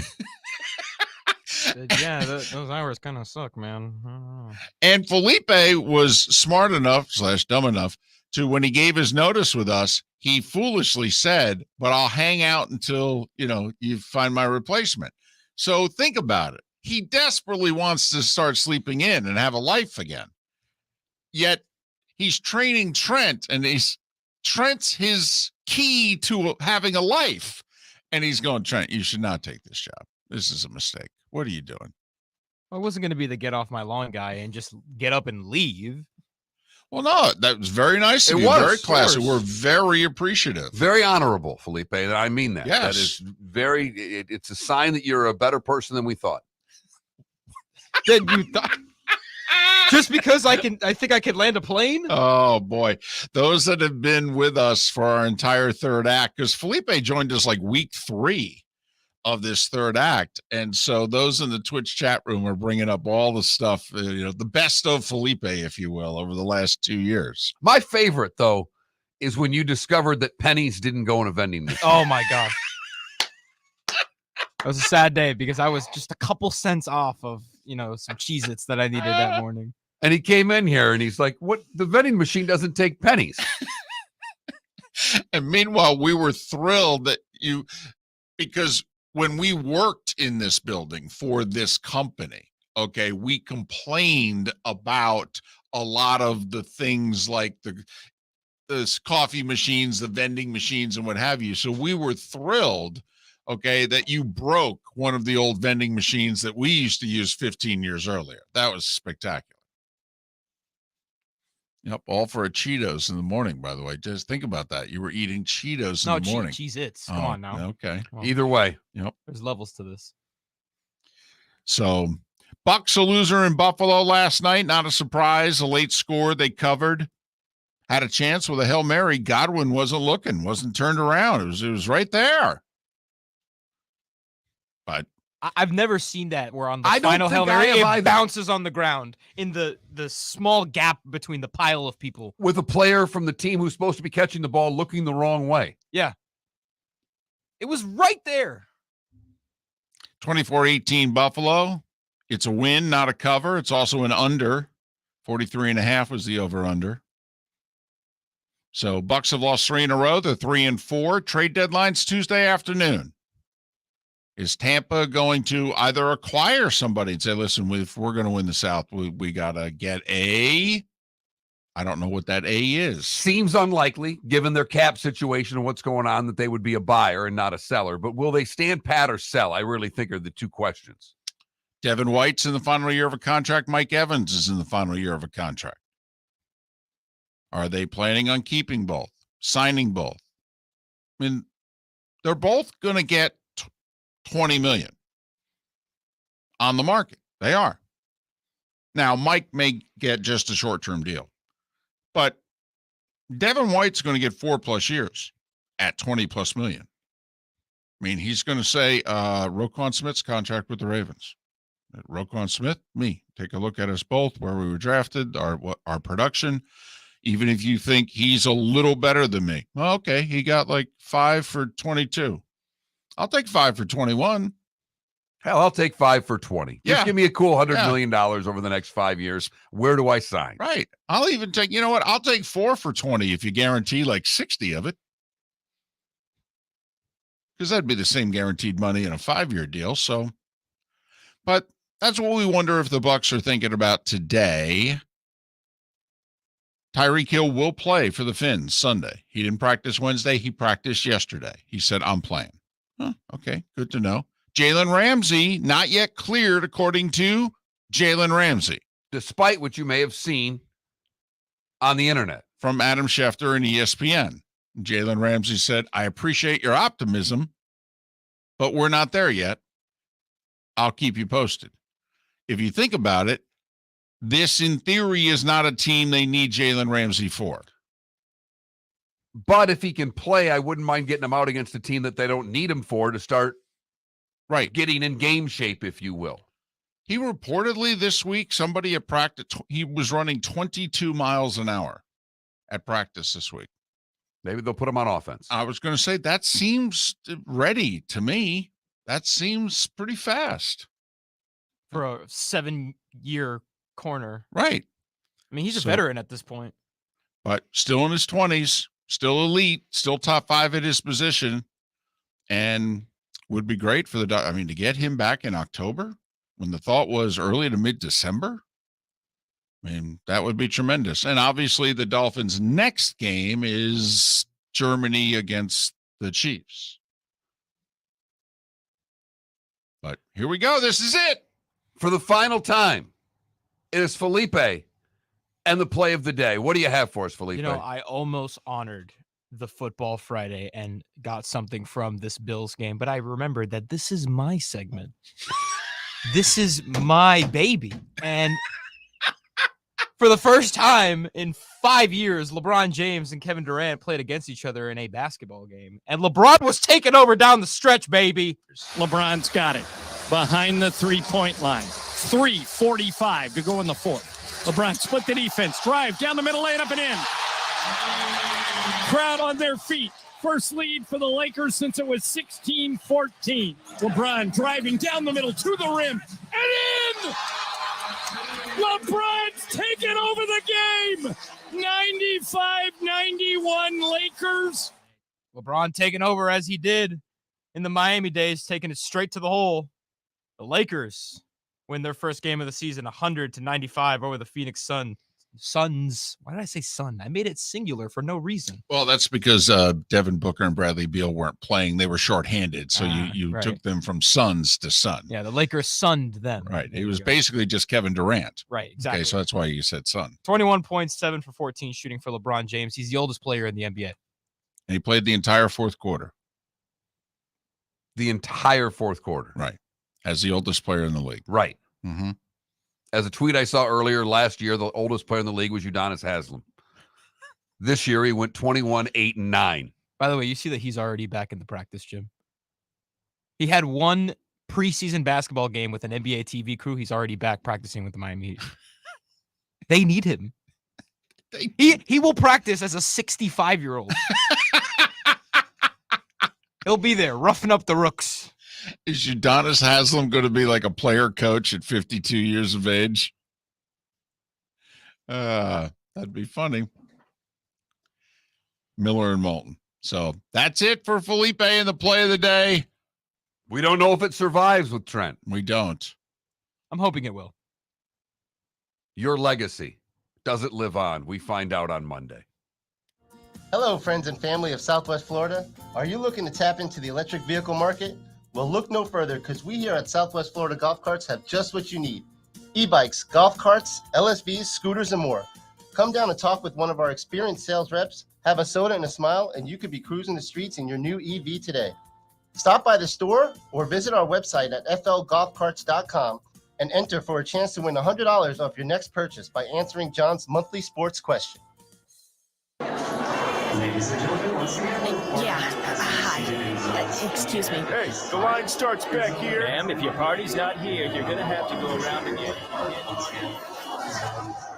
If you had the opportunity to avoid all this, wouldn't you? Salt Live is the official transportation provider of the Miller and Moulton Morning Show, making your trip to and from the airport seamless and stress-free. Salt Live is supported with the help of local partners like the Bayfront Inn. Gather your family and friends and enjoy a leisurely day on the water with a pontoon or deck boat. If you prefer to explore the waterways without a motor, the Bayfront has canoes, standboards, and kayaks. At the end of your journey, enjoy lunch or dinner at the Bamboo Tropical Bar and Grill. The Bayfront Inn, something for everyone on 5th Avenue in downtown Naples. BayfrontInNaples.com. When you need a ride, book with Salt Live Transportation, 308-8686, or book on saltlivetransportation.com. Located on the East Trail, locally owned Naples Tiki Bar and Grill is an outdoor eatery next to the Hitching Post Shopping Center. Island-inspired food with a true tiki theme. The best place in Naples to enjoy the beautiful weather in Southwest Florida. The Naples Tiki Bar and Grill offers a great menu for dine-in or takeout. Enjoy our famous pulled pork, huge burgers, and tiki bar cocktails. Don't miss happy hour every day from 3 to 6, and live music 7 days a week. See you soon at the Naples Tiki Bar and Grill, 11498 Tamiami Trail East. You are listening to Miller and Moulton on the Florida Sports Network.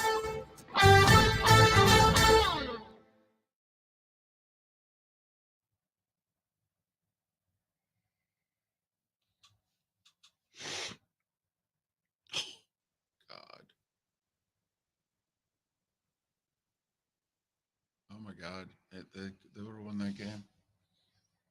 Oh yeah, he just turned around too late to see. Yeah, but you're in the end zone, man. You got to.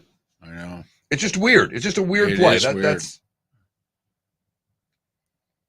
By the way, if anybody questions Baker Mayfield's arm strength, he threw the ball was 65 yards in the air. It was perfect. And he threw it high enough so that those guys could get all the way down the field. Perfect. It was Aaron Rodgers level perfect. It was a tremendous throw.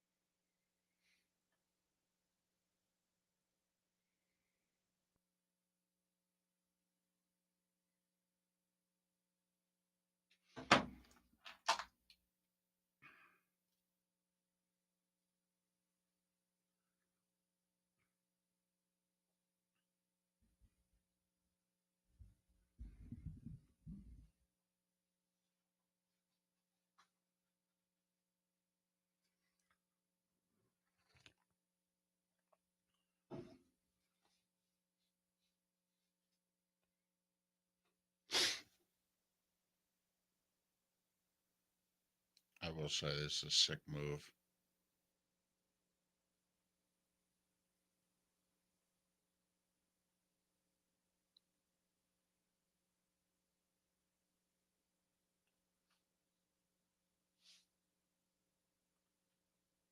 And the Milwaukee Admirals are playing tonight, so the floor's coming out for some AHL hockey. By the way, I've heard that new arena is amazing. It's like where the Bucks play. It's now like maybe 5-6 years old. The Pfizer Forum. Never been. Big step up from the Bradley Center. Called many a game at the Bradley Center. Yeah? Yeah, with the old Atlanta Knights. Covered a Frozen Four at the Bradley Center. North Dakota winning the national title. Nice. Against BU. In 97.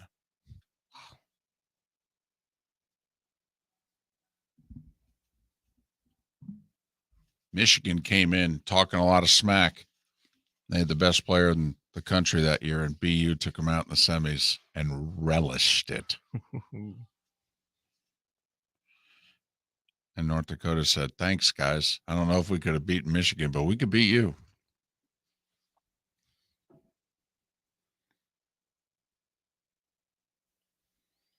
That's when they were the Fighting Sioux.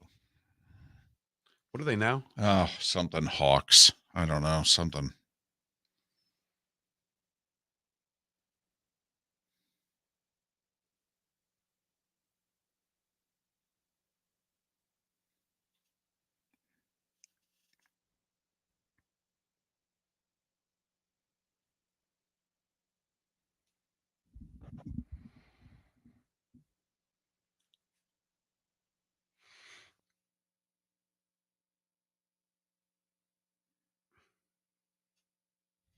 Felipe, how much do you like when they spell your name with a PH? My God, I hate it. It's the stupidest thing. The PH and then the 2 P's and then the 2 L's. It's like, what is all that? DC, are they really the Fighting Hawks? So instead of the Fighting Sioux, they're the Fighting Hawks? Dumb. I mean, who hears Felipe and thinks PH?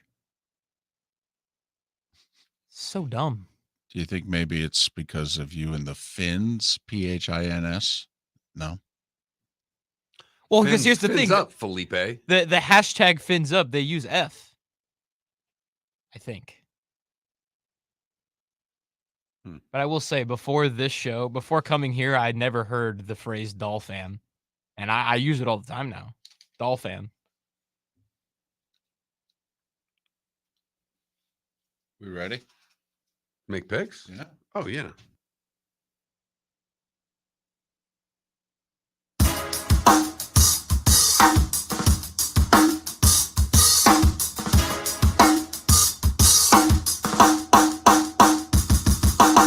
Welcome back to Miller and Moulton, only on the Florida Sports Network.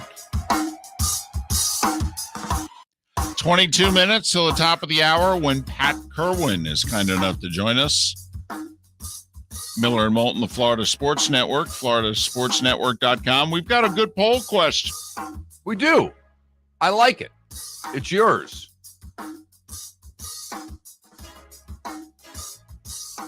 If you could knock one team out of the college football playoff, Gator fan, who would it be? The Noles or the Dogs? You know, your current biggest conference rival against your future biggest conference rival.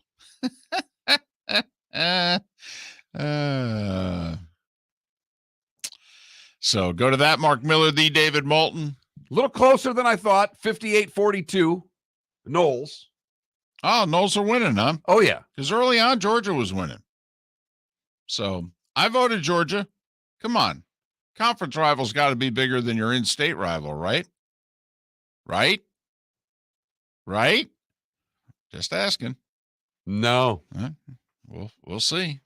No, and I'm telling you, when Florida State's in the Big Ten, this is going to really be big.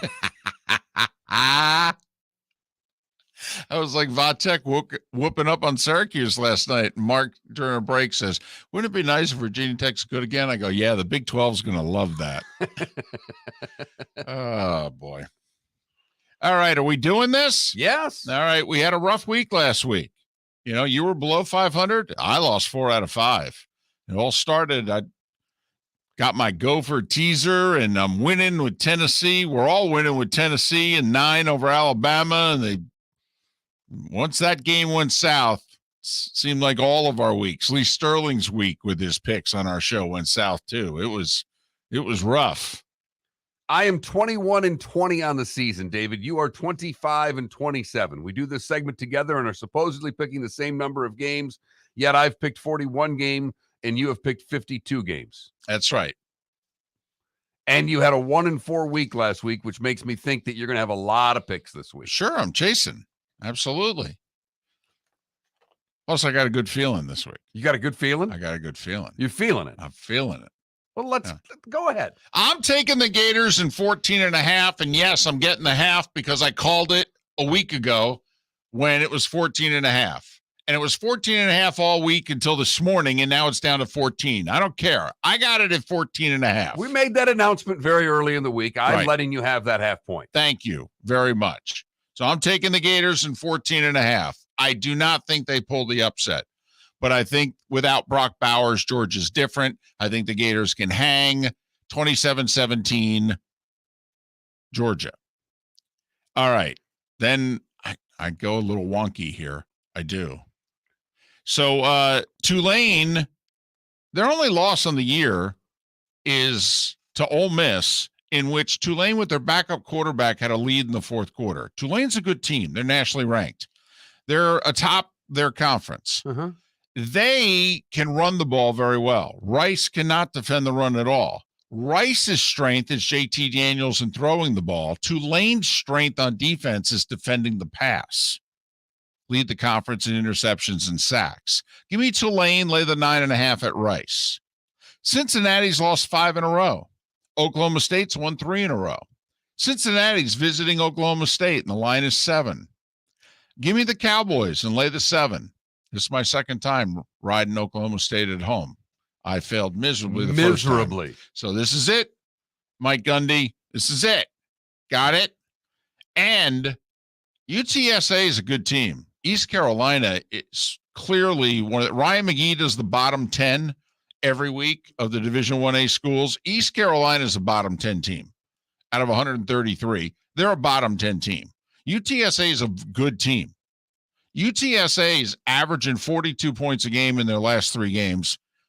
They're going to put up 40-something again. That means East Carolina would have to score mid-20s to cover. I don't think they can do it. I like this game, was going to play this game, but I said I'm not really picking UTSA and ECU. Yeah, I am. In this segment. Right. 18.5, I'm laying it with UTSA. Those are my 4 college picks. The Gators, and then kind of off the reservation. All right. Listen, I'm sorry. The Giants suck. I blame Ron Rivera and the Commanders last week. Giants in the second half had like 2 first downs, by the way, in that game.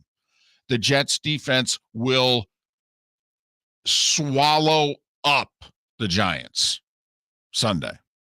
I don't think the Giants get to 10 unless they get a defensive or special team score. Give me the Jets -3. Can't believe I'm betting on Zach Wilson. But the Giants are bad.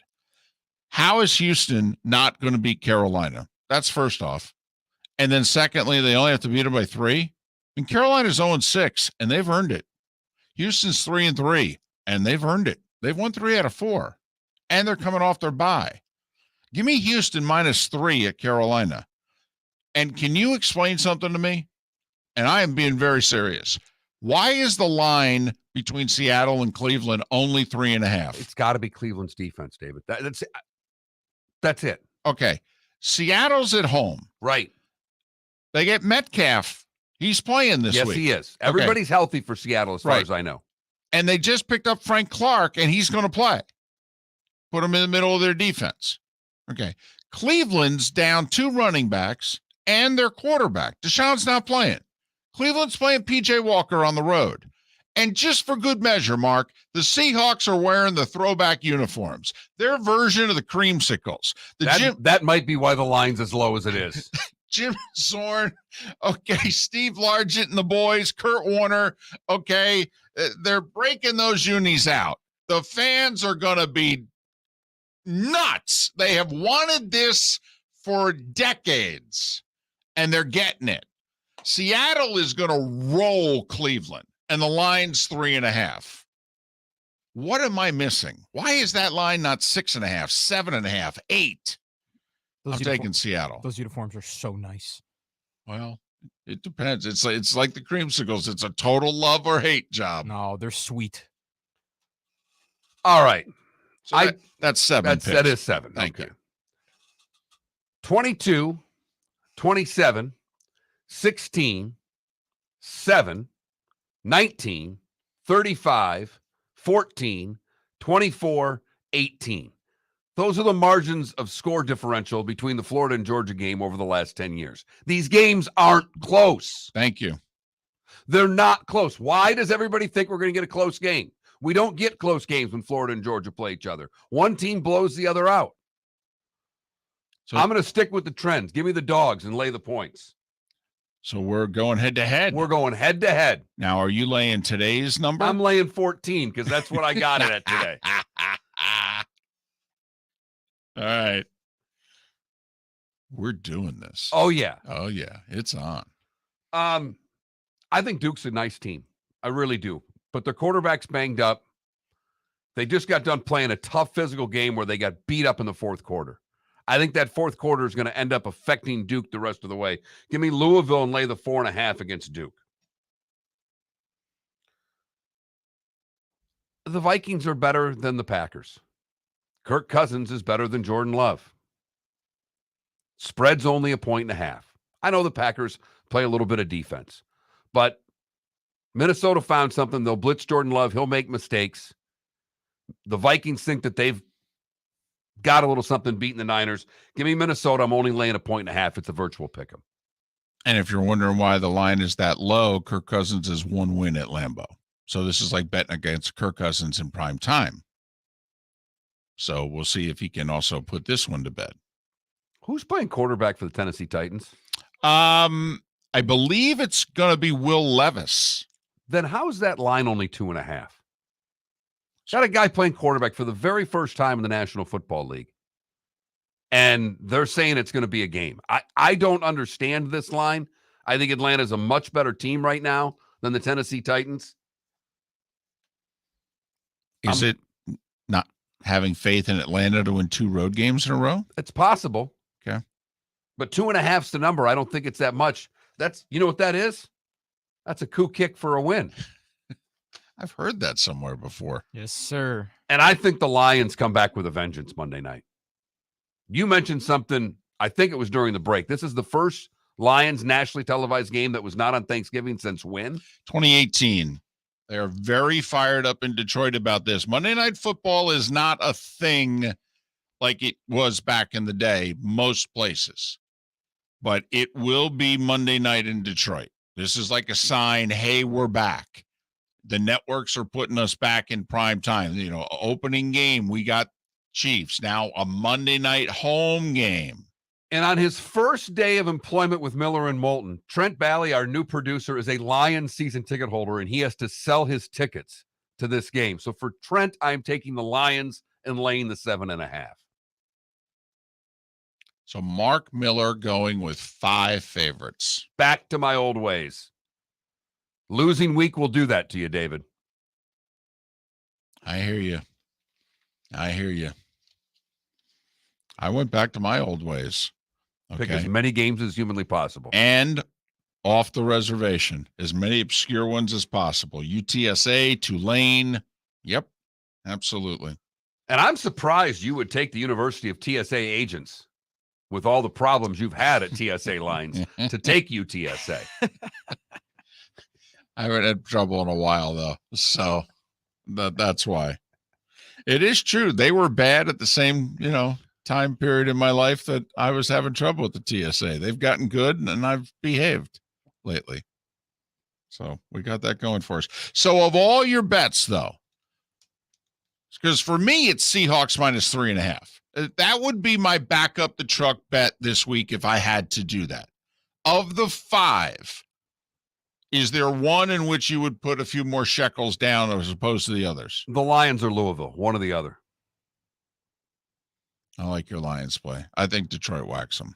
I really do. They got embarrassed last week. Yep. And they've spent a whole week having to deal with the embarrassment, deal with it. They're being told they're not as good as they thought they were. And I think Dan Campbell will get that team right for Vegas on Monday night. So we post these picks, right? FloridaSportsNetwork.com. Oh, yeah. Every single pick this year has been posted. Yeah, we don't hide from it. So Lee Sterling's picks, by the way, in case you missed it, he's laying the points with the Knowles and the Jags. He's taking the points with Virginia against the Canes, with the Gators against the Dogs, and with the Patriots against the Finns. This game of the week, by the way, is Ohio State, Wisconsin, if you are so inclined. And there you have it. Pat Kirwan coming up in about 10 minutes' time. It's Felipe's final day. Just want to get that out there because I know people listening in the morning, they only catch a segment here or a bit there. So this is it for young Felipe, as we called him for most of his tenure. But now he's ready to leave the house. Uncle Mark, Uncle David got him a pie, some Dolphins memorabilia, and they're sending him on his way. Go, be free, young man. Speak well. Love that someone in the Twitch chat room caught the Dolphins 72 book that you got for Felipe, and someone asked David, do you have an 84 Dolphins media guide lying around? By the way, I asked my dad. He said that he had one of these books and lost it. Oh, so there you go. All right. And he also says that he remembers that Super Bowl as well. So he is a dinosaur just like you. Wow, look at him just coming off the top rope today. And not only that, he's had the chance to get to the 3 count, and he does the 2.5, and he gets up, and then he walks around, he's strutting, and he's going back on the top rope for some more. He is feeling it today. He knows he gets to sleep in next week. He is so happy. Ear to ear grin the entire show. No chance of Felipe falling asleep today because the adrenaline rush is so high that he knows he never has to do this again. Now, you do know you have to keep your phone on the first couple days next week. Trent is going to panic with the 1979 equipment that you guys are working with here. I mean, he is going to call you a couple times in a panic. Oh, it's not like I'm used to being up around this time. I might wake up. Anyways, my brain is programmed to be up around this time. I understand. Trust me. It'll take you, for you at your age, it'll take you a week. Maybe 2. And then all of a sudden it'll be, when's that second game of the NBA doubleheader start? Yeah, that's right. For next week, you're going to have trouble staying up still for the 10:30 Sacramento Kings games. But by mid-November, oh my goodness. Please. You'll be ordering food at midnight. Whole new world in front of Felipe. That's right. We thank him for his 2 years of putting up with us in these hours. And giving us time to find a replacement. Yes. Because he could have left us high and dry and he didn't. So we're very grateful for how Felipe exited. Absolutely. Showed a lot of class out of the young man. Yes. So, and we are very grateful for that. Thank you, Felipe. Miller and Moulton. Pat Kirwan, who we're also very grateful for. He will be joining us next. Miller and Moulton, the Florida Sports Network. Visit Jason and Todd at the Diamond District. When choosing something of high value and personal significance, such as a diamond, you want to make sure you're shopping with the best. And the best when it comes to GIA certified diamonds and diamond jewelry is not online. It's not in the malls. And it's not with any of the new pop-up jewelry stores trying to make a go of it here in Southwest Florida. The best place to buy diamonds is with my friends Jason and Todd at the Diamond District, who have made Southwest Florida their home for over 20 years now. The largest selection of GIA certified diamonds is with the Diamond District. The only place you'll find diamonds 8 to 10% over cost is with the Diamond District. America's top bridal designers have chosen the Diamond District to represent their engagement rings exclusively in Southwest Florida. Simply put, the best selection, experience, and best prices are with Jason and Todd at the Diamond District. Visit Jason and Todd at the Diamond District. The law firm of Michael F. Hornung specializes in criminal defense, DUI, personal injury, nursing home claims, and auto accidents. I'm a former prosecutor with over 34 years of experience. The information I know is information you need to know. If you've been arrested for a DUI, time is of the essence to maintain your driving privileges. Call the law firm of Michael F. Hornung for a free consultation. At the law firm of Michael F. Hornung, we are committed to excellence in your representation. Being a local attorney with local knowledge is clutch to the success of your case. For over 30 years, we have successfully represented the citizens of Southwest Florida. For a free consultation, call 239-437-0095. That's 239-437-0095. Our offices are conveniently located in Fort Myers. Visit online at mfh-law.com. Hello, friends and family of Southwest Florida. Are you looking to tap into the electric vehicle market? Well, look no further, because we here at Southwest Florida Golf Carts have just what you need. E-bikes, golf carts, LSVs, scooters, and more. Come down and talk with one of our experienced sales reps, have a soda and a smile, and you could be cruising the streets in your new EV today. Stop by the store or visit our website at flgolfcarts.com and enter for a chance to win $100 off your next purchase by answering John's monthly sports question. Located on the East Trail, locally owned Naples Tiki Bar and Grill is an outdoor eatery next to the Hitching Post Shopping Center. Island-inspired food with a true tiki theme. The best place in Naples to enjoy the beautiful weather in Southwest Florida. The Naples Tiki Bar and Grill offers a great menu for dine-in or takeout. Enjoy our famous pulled pork, huge burgers, and tiki bar cocktails. Don't miss happy hour every day from 3 to 6 and live music 7 days a week. See you soon at the Naples Tiki Bar and Grill, 11498 Tamiami Trail East. You are listening to Miller and Moulton on the Florida Sports Network.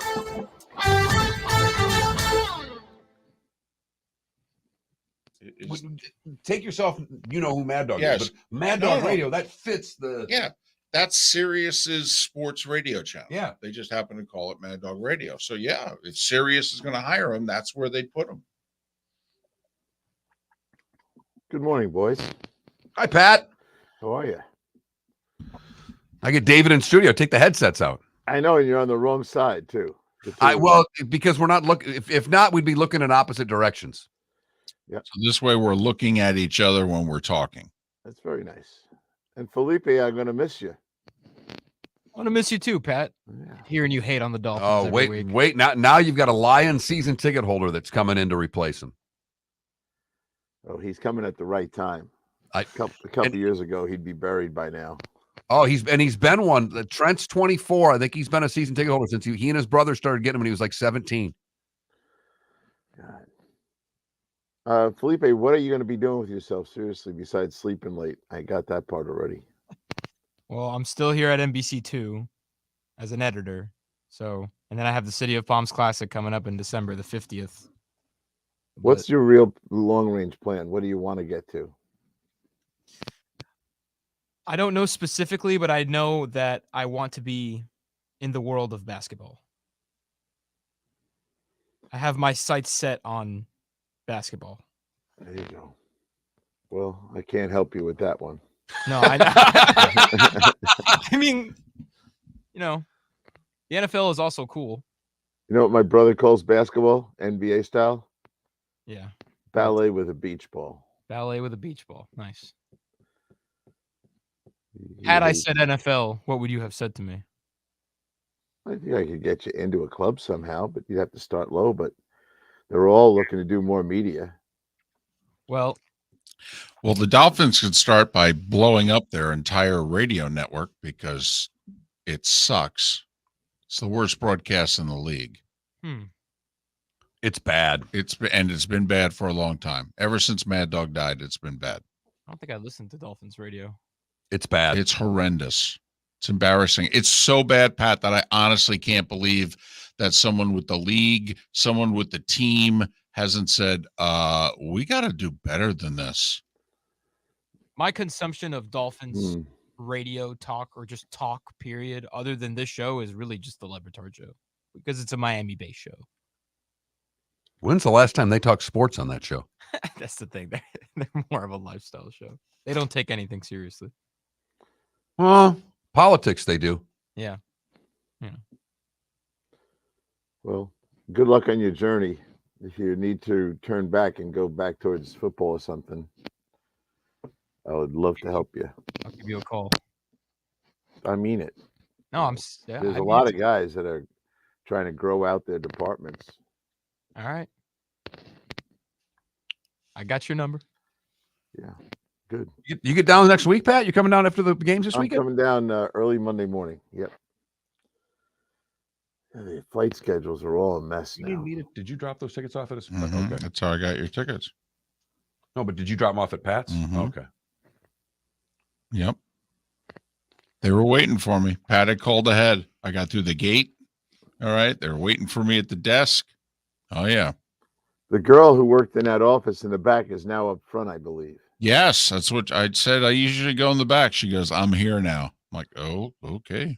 She didn't like that, did she? All right, let's talk football. What, are you giving orders on the last day?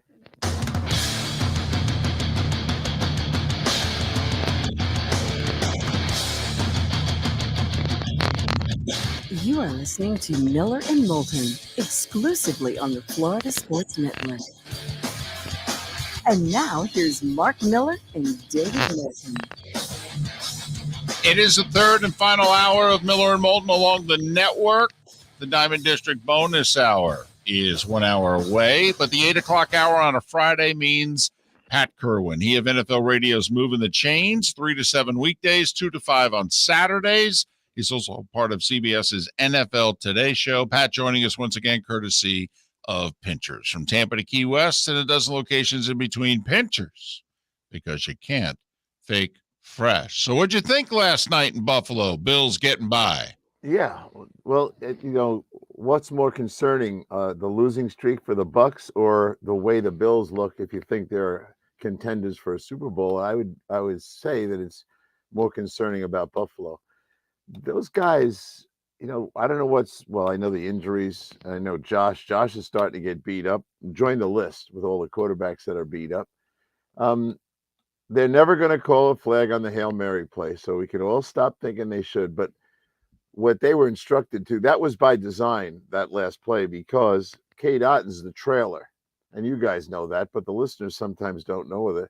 So his job is to trail the Hail Mary group into the end zone and stop, because he's expecting the defense, as instructed, to knock the ball down, and his job is to catch the rebound and dive into the end zone. So it was pretty clear that the Buffalo people knew Kate Otten was the trailer, and they just kind of tackled him and put him on the ground. So that's never going to get called, although it got so much attention last night and this morning that it may. But it's been going on forever. We all watch football. Hail Mary is a mug play, and nobody's going to flag it to end a game. But to your point about Buffalo, with the trade deadline on Tuesday, are they at a point, Pat, that they have to make a move for that defense? Well, I think the move they want to make would be probably, they're getting wounded in the secondary, but I go through the contracts and go, who is in the last year of his deal that they don't think they can get re-signed? That might, and they're good players. That's why you hear Montez Sweat's name. I would never trade I'd franchise tag him first. But those are the kind of names you see and hear about all the time. Should they make a move? Yeah, their GM is pretty aggressive. And they know they're not playing championship football, so I would think they're going to try to. And I would think, just talking to one GM the other day, he said most of us have already had our discussions. We're just waiting to see if we can get through this weekend. And so I think some guys have stuff in position. I don't know if Buffalo does, but to your question, yes, I think they should. Well, I think there's a couple guys on the team they just played that they could, target. I mean, I think they need to replace Milano. Devin White's in the final year of a contract. They need help in the secondary.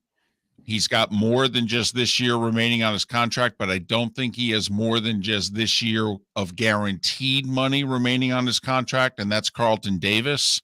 I mean, if I'm Buffalo, I would have been having a conversation all afternoon yesterday with the Bucs. Well, let me ask you a question. If you're a Buck general manager or owner, don't you think you can still win the division? But see, Pat, no, just asking that question first. Could you? Sure. Yeah, well, here's why I'd say that it's probably a problem for them not to go that route.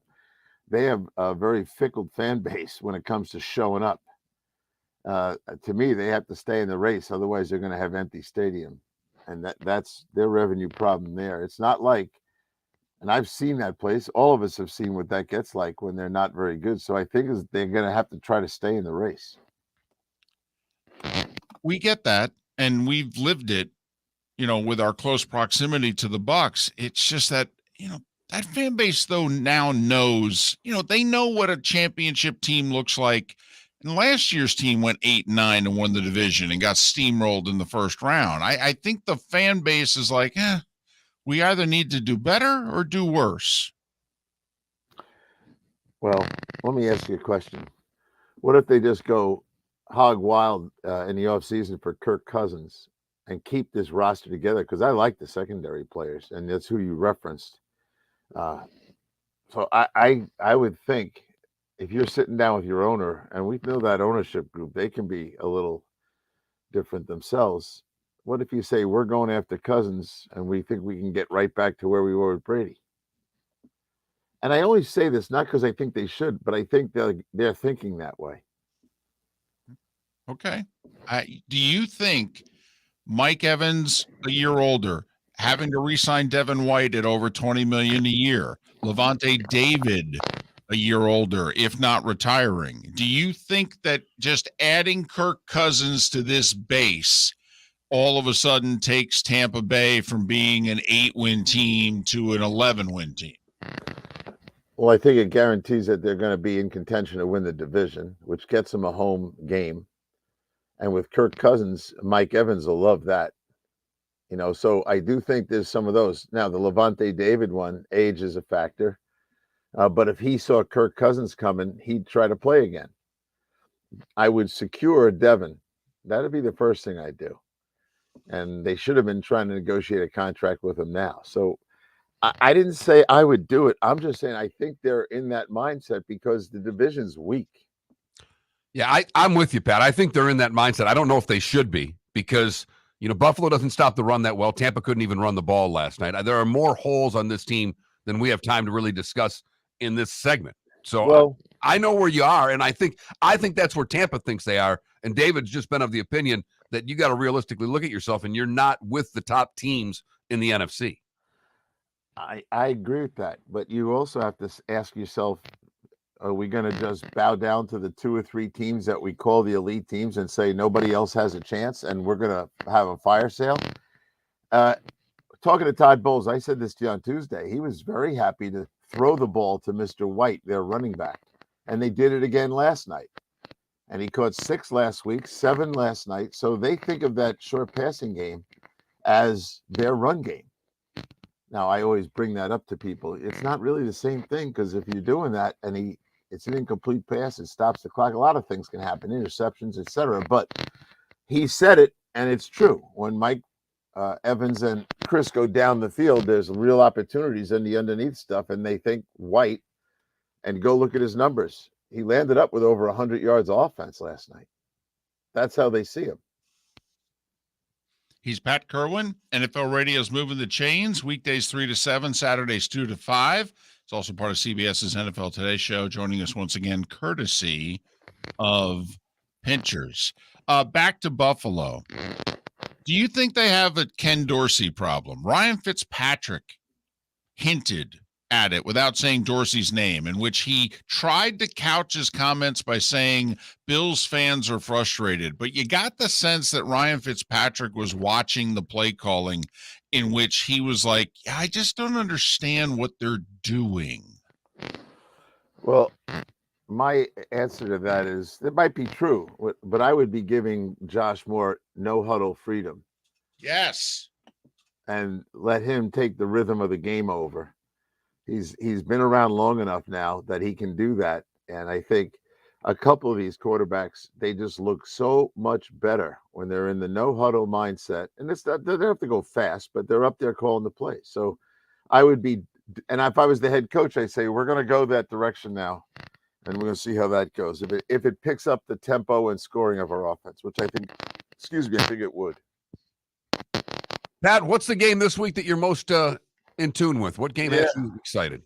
Oh, I know it's with everyone playing 16 games. You'd think I could find a lot of games I like. I have 3 games I like. Jacksonville, that game with the Pittsburgh Steelers. There's a lot on the line for both teams. The Cincinnati 49er game. And then finally Cleveland and Seattle. Those are the 3 games that I will make sure I spend most of my time on. I did not mention the Giants and Jets. I mean, it's a nice New York story, but it's not a national story. No, it's also going to be a very ugly game. So talk to me then about the Browns and the Seahawks. I'm trying to figure out why this game's as close spread-wise. It's P.J. Walker. Seattle's got Metcalf back. What am I missing here? Why is Cleveland going to be as competitive as everyone thinks that they're going to be? Because, we like Seattle. We've talked about them a lot, but they aren't convincing me or most that they're dominating, that they can take advantage of the backup quarterback and just come in here and roll these guys. And I wish they could. And you look at them on paper and you think they can. Now, Frank Clark is going to play, so they might get a little more action there. But I would love Seattle to do more things that make me convinced that they are ready to get a deep run into the playoffs, win at least 1, maybe 2 games. And I don't see it. And go look at their games. They have games like 20-10 and things like that. And it's like, come on, fellas, you're better than that. So that's why, to that point. But this is an interesting game because of that Cleveland defense. Well, Geno's, I don't know if it's a step back, but Geno's not playing as well this year as he did last year. Why, Pat? They should be playing better. To me, the offensive line, we've documented how many injuries they've had in the offensive line. They played 2 weeks without their starting tackles. David, I think, was doing the game when then they had to move the center. So they had 4 at one time. They had 4 of their 5 starters not on the field. That can cause problems. Jacksonville and Pittsburgh.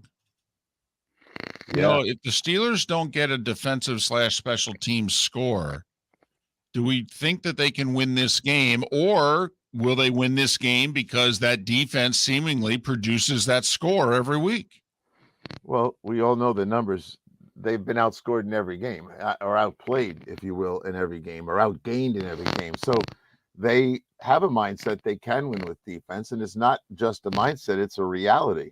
They are a team, and I think Cleveland's one of them that can do it, and they are doing it. So the defense will be there, and let's get after Trevor Lawrence, who's still wearing a knee brace, and this is a this is a pretty good pass rush outfit. So that's how they play right now. I say curtailing Travis Etienne might be their biggest problem. He's pretty much on fire. One of the things we're not talking about with Jacksonville this year is how well their defense is playing, because that offense really hasn't clicked back. We got about a minute left, but that Jacksonville defense has been stout. Yes, they are, and they have been good for a while, and they've been growing into this. It's nice when you start drafting well, and then you do a couple of things in free agency, like getting Olukan from Atlanta, and he's a tackling machine. So yes, I agree with you, Mark. They are good on defense. I said the other day, Jim Miller says they're the second best team in the AFC. I'm not there yet with them in that, but I get where he's coming from, and he loves to cite the defense. I'll see how they do against George Pickens. He's Pat Kirwan, NFL Radio's Moving the Chain, CBS's NFL Today show, joining us once again courtesy of Pinchers. From Tampa to Key West and over a dozen locations in between. Pinchers, because you can't fake fresh. Our remaining moments with Pat Kirwan on the other side. Miller and Moulton, thanks for listening. Florida Sports Network. Hello, friends and family of Southwest Florida. Are you looking to tap into the electric vehicle market? Well, look no further, because we here at Southwest Florida Golf Carts have just what you need. E-bikes, golf carts, LSVs, scooters, and more. Come down and talk with one of our experienced sales reps, have a soda and a smile, and you can be your new EV today. Stop by the store or visit our website at flgolfcarts.com and enter for a chance to win $100 off your next purchase by answering John's monthly sports question. The law firm of Michael F. Hornung has successfully represented the citizens of Southwest Florida for over 30 years. As a former prosecutor, the information I know is information you need to know. If you've been arrested for a DUI, a criminal matter, or involved in an auto accident, call the law firm of Michael F. Hornung. I'm a local attorney with local knowledge to assist you through the process. For a free consultation, call 239-437-0095. That's 239-437-0095. Offices in Fort Worth. Yeah. Hi. Excuse me. Hey, the line starts back here. Ma'am, if your party's not here, you're gonna have to go around again. If you had the opportunity to avoid all this, wouldn't you? Salt Live is the official transportation provider of the Miller and Moulton Morning Show, making your trip to and from the airport seamless and stress-free. Salt Live is supported with the help of local partners like the Bayfront Inn. Gather your family and friends and enjoy a leisurely day on the water with a pontoon or deck boat. If you prefer to explore the waterways without a motor, the Bayfront has canoes, standboards, and kayaks. At the end of your journey, enjoy lunch or dinner at the Bamboo Tropical Bar and Grill. The Bayfront Inn, something for everyone on 5th Avenue in downtown Naples. BayfrontInNaples.com. When you need a ride, book with Salt Live Transportation, 308-8686, or book on saltlivetransportation.com.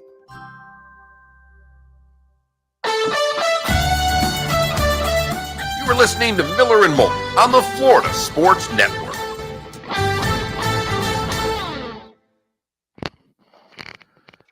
Mark, were you trying to say something to me? I couldn't tell. No, just you've been scratchy. We're trying to figure out why. Am I scratchy now? Not right at the moment.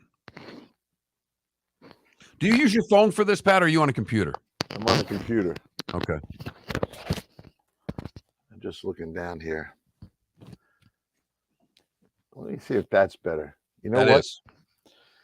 I have it's kind of cool. I have a top with a zipper on it. I think maybe the microphone is rubbing on the zipper. That's what I think what it was. I think that's what it was. That's what it sounds like. Yep.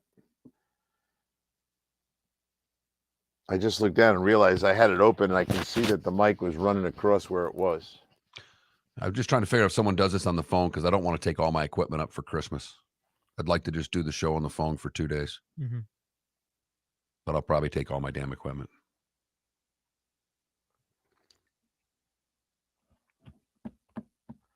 Yeah, everyone wants to consolidate, but when it comes time, you get nervous. Like if I do this and it doesn't work, I'm a right. Yeah.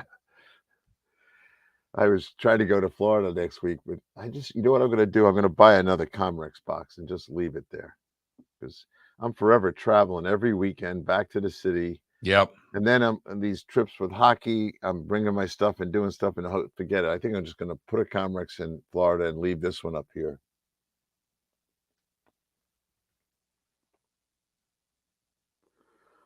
Oh man. We think we've solved it. Okay. What do we think it was? Pat said it's got a zipper on his jacket, and every time he was talking, that mic was just bouncing on the zipper. Oh, okay. And I didn't realize it, and I saw you guys trying to talk to me, so now I figured. I think that's it. And I think what I'm going to do is tape the mic away from the zipper completely. And Michigan Go Blue, that's because David's in the studio. Those are not his pennants. Yeah. I mean, and when I turned you guys on this morning and saw that, I go, what the heck are we doing? Then I realized you were in town for 2 days anyway. Right.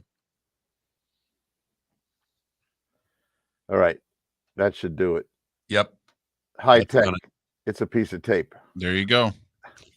That's how. So we've got the 2 cameras for us, Pat. And I actually think these came from you.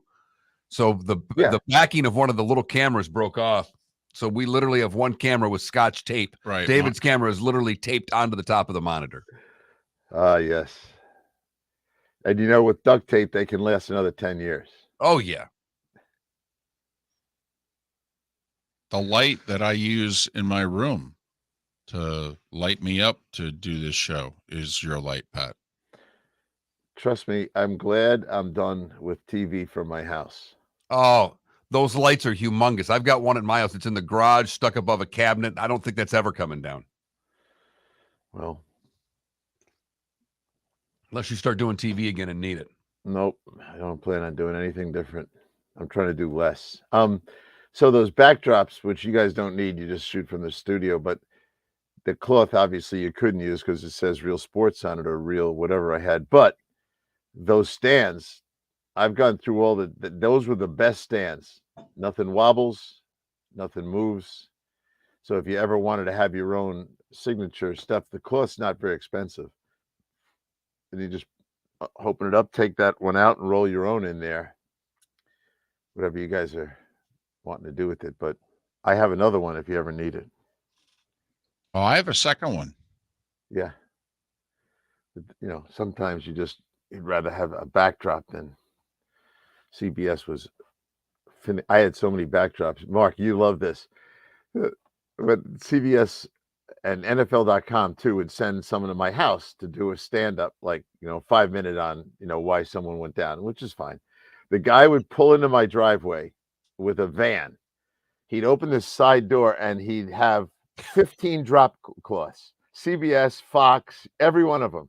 He goes, okay, who are you talking about? Who are you today? I said, today on NFL.com. Pull it out, drop the thing. I'd stand against his truck and do the spot.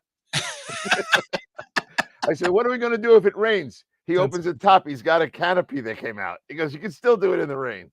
Come back. Awesome. See you, Pat. Yeah. Hey, be good, Felipe. I'm serious if you need help.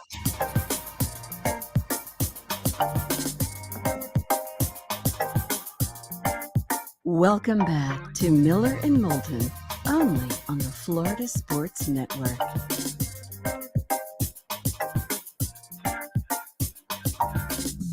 "21 minutes past the hour. Our remaining moments with Pat Kirwan, NFL Radio's Moving the Chains. CBS's NFL Today Show, brought to us again by Pinchers. So are we buying the Vikings? They've won, 3 of 4? They beat the Niners. They're headed to Green Bay. They appear to be the better team at this point in time, but outside of, when they're an elite team, they rarely win at Lambeau. Are we buying them? I am buying them this week against Green Bay. I think the young quarterback is understandably hitting the wall that young quarterbacks hit, and I think Cousins is on fire. What he did without Justin Jefferson is enough for me to say yes to that question. And then Hunter is one thing about Hunter, whether it's not just the sacks, I think he's hit 8 or 9 of them. It's that you have to set protection to him. And even an average coach can figure out how to blitz off that look. He knows where the slide's going to go, and that should set him up to be a good pressure team. So do I think, and I don't know what your question meant, do you think they're going to make the playoffs? I would say no to that, but beat the Green Bay Packers? Yes. Well, I'll tell you what, though, Pat, simple math in the NFC. Right now, a 3-4 team is the 7 seed in the NFC, and the Vikings are one of those 3 and 4 teams. So it's, there are a lot more teams, I think, in contention for that 7th seed in the NFC than we realize. I agree with that. And as I said to you guys on Tuesday, I can't find the team that's eligible for it that I think is going to make it. I think they're all going up and down. And in that case, maybe I would say Minnesota has every right to think they can. I go by how you doing against winning teams, which we talked about on Tuesday. So now there was Tampa. Tampa was sitting in the 7th spot, technically, weren't they, before last night? Okay, so now they lose. They are 0-4 against teams with winning records. So they're falling apart in that sense. But we talked earlier about why I don't think they're going to do anything. I think they're going to try to get Kirk Cousins. Atlanta. I mean, I like them. They barely get by Tampa, but they played well in doing it. 3 fumbles in the red zone was the difference of that game being a 2-score game, obviously. They go to Tennessee. This is another one. David was looking at the line of Seattle. I'm struggling with why this is only – I know they're on the road, but Tennessee doesn't have Ryan Tannehill playing this week. They're going to go with Will Levis, for crying out loud. I don't understand this one, Pat. I think it's because of the history of them on the road. Yes, Ritter finally won a road game. But I'm with you on that. Now are they thinking Atlanta won't be able to stop Derrick Henry? Henry, there's a name that I hear on the trade block all the time. I don't know. You tell me where he fits, but I get you on that one. I would have thought this game would have been more like 2.5, Mark. Pat, quickly, tell me how teams can afford a Derrick Henry. There are like 3 teams in the whole league that have his salary or more remaining in cap space. So how in the world, like in the other sports, it's a lot easier to do deals with their caps than seemingly it is in the NFL. How in the world can somebody, unless it's San Francisco or Dallas, who I think both have the cap space for Derrick Henry, but they don't have the need necessarily, how do you acquire a Derrick Henry by Tuesday? 2 things there. I do think Dallas needs him. I don't think they're standalone with Tony Pollard. That's not looking good enough. And that's the first part of it. Second part is you're going to make Tennessee pay a big piece of it. We've seen that before. People are paying to get rid of guys. And if the pick was right, and I don't think you're going to get anything super high for him, but I definitely think he would be a factor in Dallas, and Tony Pollard can go back to the role he should be playing, which is the other back, 3rd down, etc. But Derrick Henry should be the 1st and 2nd down back, and then Tennessee pays a part of the bill, a big part of the bill. All right. In order to make a move like that happen, how much more do you have to give in draft compensation to get them to eat the majority of the salary, Pat? Well, I don't think you can get past a 3rd for him. I think it's a 4th that goes to a 3rd, one of those ladder deals, because the draft's coming after his year's performance. So, and we've seen all 6s and 7s going out the door for these deals. But for Derrick Henry, and I will say this about Derrick, and I'm paying close attention to him, 2,135 touches in his career. He is exactly within a few touches of Sean Alexander. And when I went through all these guys, you start to realize 2,100 and there's a brick wall coming up for most guys. So, yeah, he's a short-term answer. But Jerry Jones, my owner was the same age, is Father Time is knocking on his door. He thinks he's got enough to do something here. And if I'm Jerry, what do I care about money? There's no U-Haul on a hearse. I hate to tell you, but can't bring it with you. Bengals with the healthier quarterback situation heading to San Francisco, facing the Niners and likely Sam Darnold. San Fran's lost 2 in a row. How do you view this game? Well, is Sam Darnold going to play, or didn't the kid go out to practice yesterday? Yeah, he did. Yeah. So well, he'd be the first guy this year to enter concussion protocol and play that week. Yeah, but we had one last year, didn't we? Named Kenny Pickett. Yeah. Okay, yep. So it's not unprecedented in that sense. Look, it's the sneak play. He got hurt on the sneak, right? And now they're going to find guys for their head down. Does anyone watch the sneak in slow motion? Everyone has their head down. Their line, your line, the pushers, the quarter. Who doesn't have their head down? So finding someone for the sneak play, why don't we just get rid of the damn thing? Pat, I'm curious, since you brought up, officials there, What do you think the points of emphasis are this week? Because last week was not a good week for officials, and usually there's a recoil when that happens. What do you think it will be this week? Well, we just had a guy suspended for 4 weeks and then appealed down to 2, right? And Kareem Right. Jackson. So the appeal to 2 wasn't to be nice to him. It sent the message that we still think that was an illegal hit. And they're going to want to keep pushing the envelope on that. And as I said last week, they dished out fines to 32 guys for unsportsmanlike conduct. And they thought dishing out the fines was going to slow that problem down, which I don't think is a problem. I think they make up the problem. The week before they had 18. So that's 50 in 2 weeks. They're going to start pounding these guys even harder because they think they have to calm this game down, and they don't.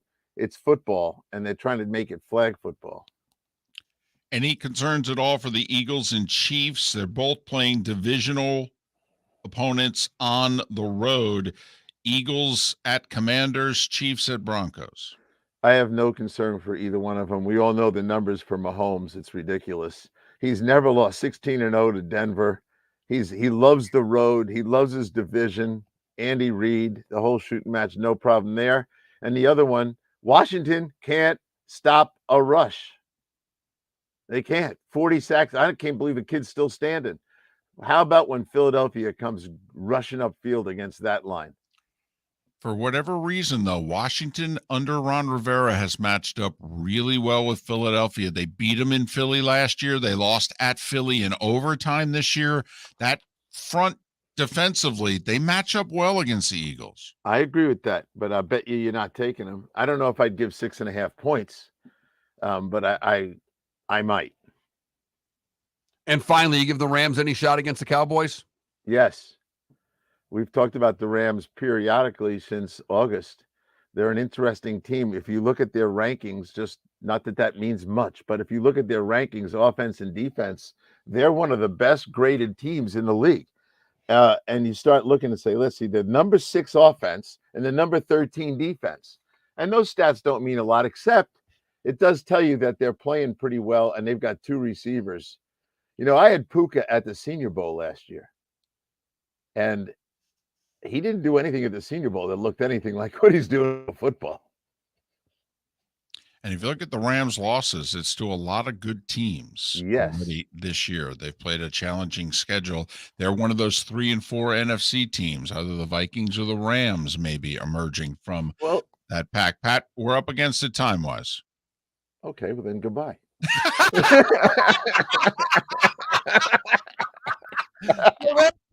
Take your 30 seconds and thanks, Pat. Take care, boys. That's Pat Kirwan. NFL Radio's moving the chains. It's funny. Located on the East Trail, locally owned Naples Tiki Bar and Grill is an outdoor eatery next to the Hitching Post Shopping Center. Island-inspired food with a true tiki theme. The best place in Naples to enjoy the beautiful weather in Southwest Florida. The Naples Tiki Bar and Grill offers a great menu for dine-in or takeout. Enjoy our famous pulled pork, huge burgers, and tiki bar cocktails. Don't miss happy hour every day from 3 to 6 and live music 7 days a week. See you soon at the Naples Tiki Bar and Grill, 11498 Tamiami Trail East. The law firm of Michael F. Hornung specializes in criminal defense, DUI, personal injury, nursing home claims, and auto accidents. I'm a former prosecutor with over 34 years of experience. The information I know is information you need to know.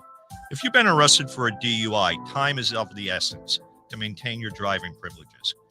Call the law firm of Michael F. Hornung for a free consultation. At the law firm of Michael F. Hornung, we are committed to excellence in your representation. Being a local attorney with local knowledge is clutch to the success of your case. For over 30 years, we have successfully represented the citizens of Southwest Florida. For a free consultation, call 239-437-0095. That's 239-437-0095. Our offices are conveniently located in Fort Myers. Visit online at mfh-law.com. Hello, friends and family of Southwest Florida. Are you looking to tap into the electric vehicle market? Well, look no further, because we here at Southwest Florida Golf Carts have just what you need. E-bikes, golf carts, LSVs, scooters, and more. Come down and talk with one of our experienced sales reps, have a soda and a smile, and you could be cruising the streets in your new EV today. Stop by the store or visit our website at flgolfcarts.com and enter for a chance to win $100 off your next purchase by answering John's monthly sports question. You were listening to Miller and Moulton on the Florida Sports Network.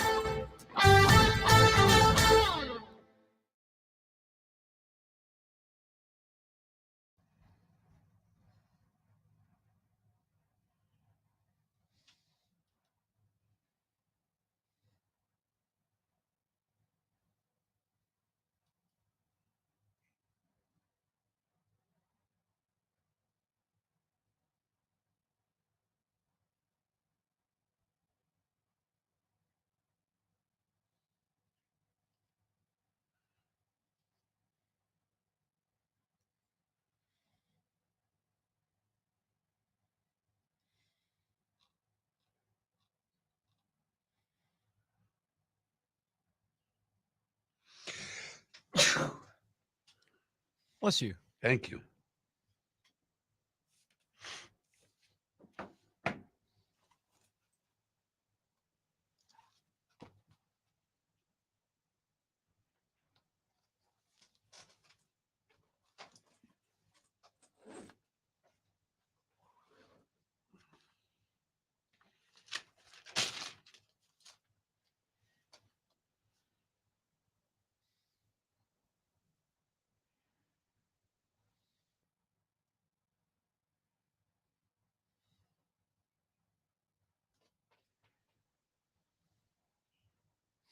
Hey, I want to bring up a story we haven't talked about here.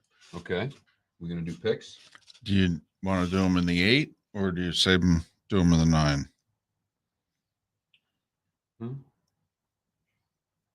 We usually do them here. Okay. Well, we'll do them here. And then I'll bring up the story we haven't talked about. Talk about the hockey player? Yeah.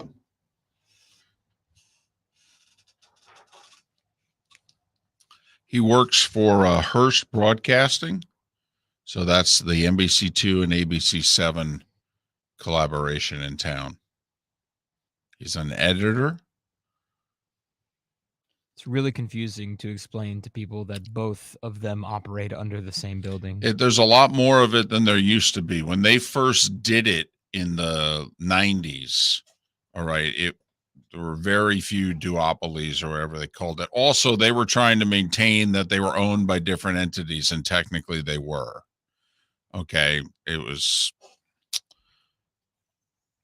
It's so hard to put on a resume too. It was not popular in the building. I can tell you that because they kept trying to claim that they are treating both stations equally.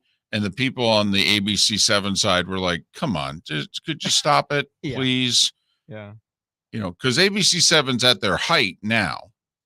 Okay. They were a distant third. They were not even worthy of mention compared to NBC2 or Wink.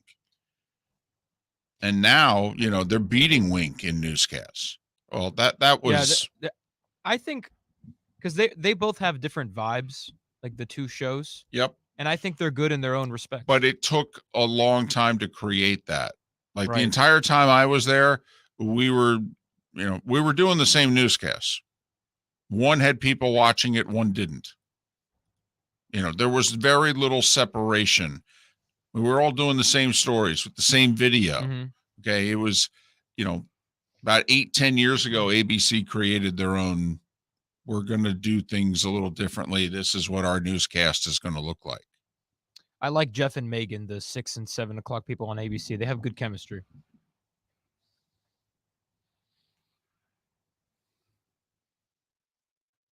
And they finally did something that was smart. They put that Jeff Butera along with Krista Fogelsong, and they were together like 8 years. They put two good established anchors in this market, put them together, and left them. It's a very smart thing for a TV station to do.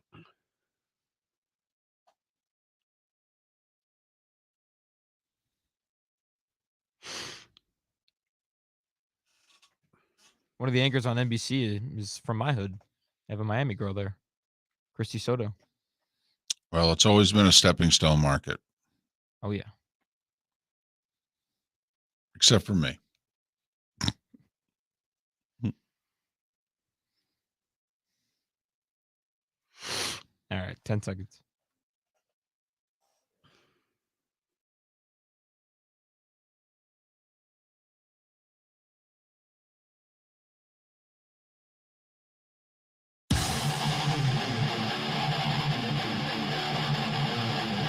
You're listening to Miller and Moulton, exclusively on the Florida Sports Network. 22 minutes until the top of the hour, our final segment along the network. So this is goodbye for Felipe to those of you along I-75, except in the 239, where he and we will stick around for the Diamond District bonus hour. It's time to do picks. Just straight up. Just straight up. Yeah. I had a bad week straight up last week in the NFL. That's the only thing I think I got right last week. I'm in a season-long pool with some folks, and I've been doing quite well. Last week, I took a beating. Last week, I think every game that we differed on, you got me. Everyone. Okay. I think I had Cleveland, you had Indy, and you should have won that one. Yes, I should. Even Jim Irsay said I should have won that one. Exactly. Right. All right. New England's at Miami. Right. You're not taking the Patriots, are you? No, but if you forced me to make a bet, I would take the Patriots and the points. I do think that the Dolphins this is a get-through game before Kansas City, but I expect them to get through. And I think Tyreek playing helps them get through because it limits where Belichick can try to stop them. You only can stop so many of them, and I think Miami gets this done. I'm with you. I don't know if I'd lay the points.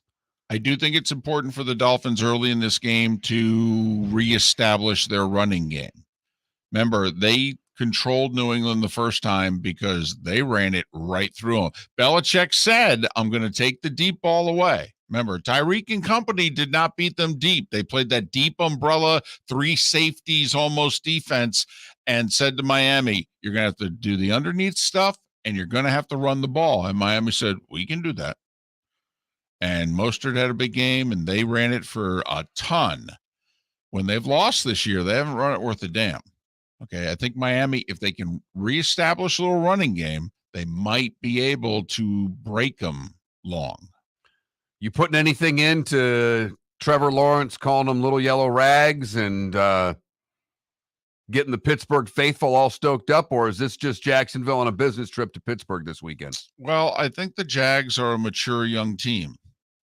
How they finished last year, how they performed in the playoffs, and how they have performed here in the last month. I mean, the crowd whooped up into a frenzy. To be honest with you, that's not much of a factor anymore.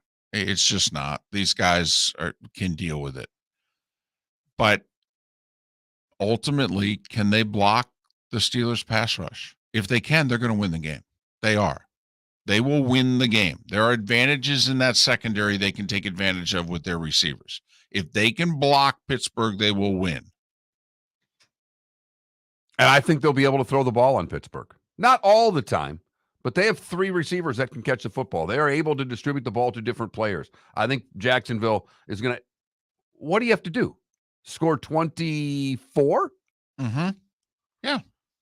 Maybe not even that much. Right. I mean, with the way Jacksonville's defense has played, if the Steelers' offense has to score all their points on their own, they don't get any help from the defense or special teams. How many points do you think the Pittsburgh offense would score on its own? 12. Yeah, 16 tops is what I was thinking. Okay, 3 field goals and a touchdown. That you're probably Right. And I just went 4 field goals to even put more of an emphasis on what I think their offense is. This is a tough one for me because I picked the Steelers to win the division. I picked the Jags to be the 1 seed. So I'm high on both these teams. But for whatever reason, Jacksonville performs against the Steelers. You already took the Jets in your Yes. picks against the numbers, so we know you're taking the Jets against the Giants. I agree with you. I don't know how the Giants won last week. Place where I play golf, our assistant pro is a big Giants fan. He came out and gave me, go Giants, right? And And he was laughing when he did it. I mean, Giants fans, you're not the only one. Giants fans know what their team is this year. What the Commanders did to them in the second half is what the Jets defensively should do to them for the entire game. They really should. There's not a single matchup on offense that the Giants have that is a win. I don't know if there's a single matchup that's a stalemate. I guess they got to get Barkley in the running game going. Yeah, good luck with that. Good luck with that. You asked how many points Pittsburgh's going to score. How many points are the Giants going to score? Straight up, right? They won't get to 10. If they don't get help from the defense or special teams, they won't get to 10. Now, Zach Wilson's on the other side, but I do think they've got a running game, even though I guess they're going to trade Dalvin Cook after all. That's an interesting, if you're the Cowboys, if you can't get your hands on Derrick Henry at half the price and with very little wear on his tires, do you go get Dalvin Cook and bring him in to complement Tony Pollard? Just throwing that out there. But I like the Jets. Ugly game. I mean, it could be 16-6. Yeah, what is that? I didn't even look to see what the over-under in this game is, but it's got to be low 30s, doesn't it? Yeah, I don't think it's Gophers Hawkeyes, but it's close. 36.5. Oh, you know what? I should have included that in my Super 7, which I know is supposed to be a fantastic 5, but Houston at Carolina. You already took Houston and laid the 3. I agree with you. Houston's playing good football. Carolina they have earned the title as the worst team in the National Football League. They're in the worst division. They haven't won a game. I don't understand why Frank Reich is giving up play calling. I don't think he's doing it on his own. I think this is owner's interference, which is another bad sign. Part of the reason you hired Frank Reich was his work with quarterbacks. So why are you now taking his hands off of Bryce Young, so to speak? I don't get it. They're not good, though. They're not good, and they're not good up front, which is going to lead to, forget the one-loss record. It's going to lead to a very long year for Bryce Young. Well, and I think all of our biggest fears, and you like Bryce Young, but the fact is he is not the biggest guy. He's not someone that can take a beating over and over again. He can't be facing the 40 sacks that it looks like inevitably he's going to have to face this year because of how that line's played. Atlanta at Tennessee. I already took the Falcons and laid the points, so you know I'm taking them straight up. Who do you like in this one, David? Well, you know my soft spot for the Titans, but I don't think the trade of the safety went over well in the room. Not having Tannehill, I don't see how you can respect that passing game at all. And so I think they'll load up on Derrick Henry. I think Atlanta got a huge jolt of confidence by going into Tampa and winning. Winning by trying to give the game away too. Yes. But by the offense producing 400 plus yards and them delivering on the road and winning, and they're now like, listen, we're the first place team. We're not the 5, 6, 7 win Falcons we've been the last 2-3 years. I think Atlanta wins.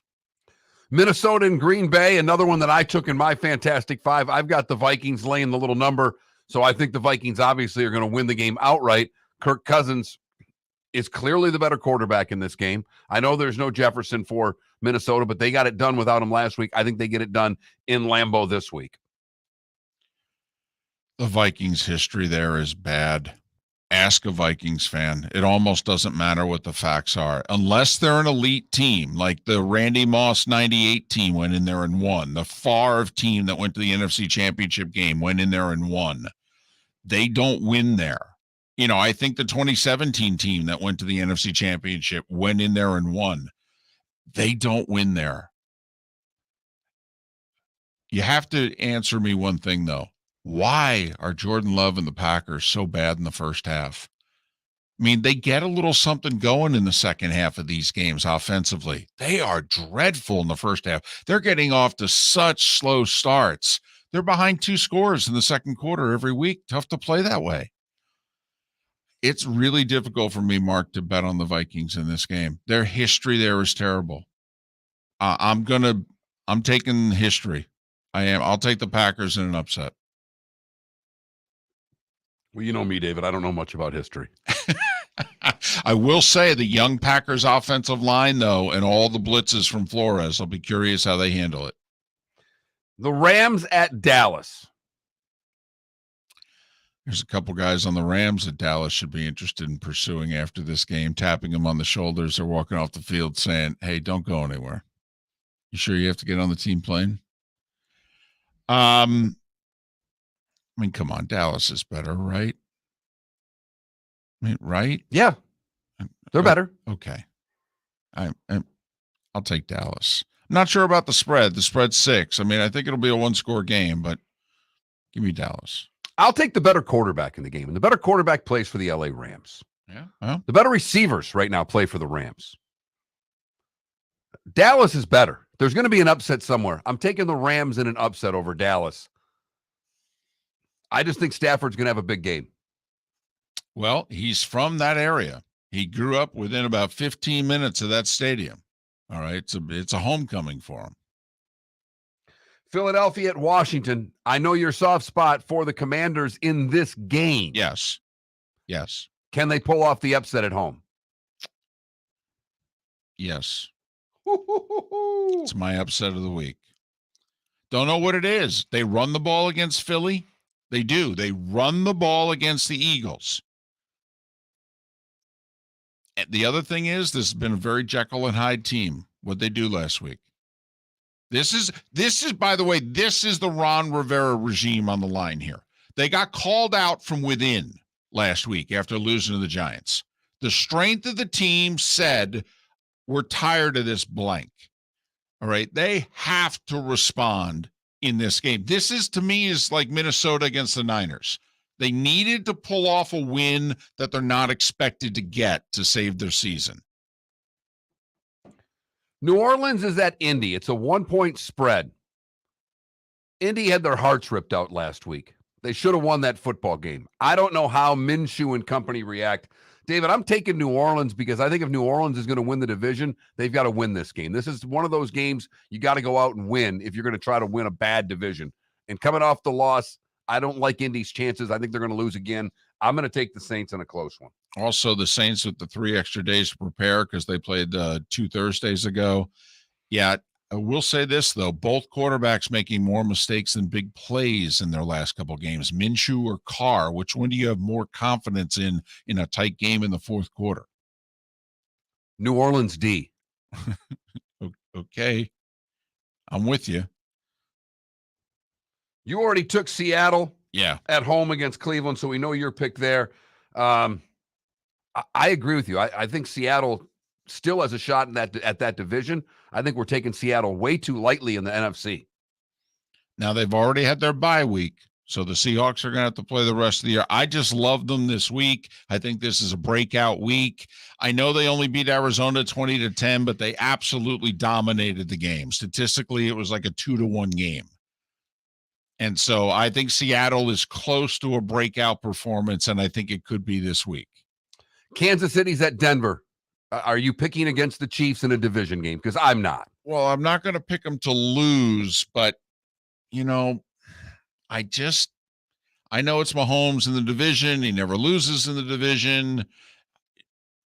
But, they got to go. You think they're already thinking about going to Germany, playing the Dolphins? I don't think it matters.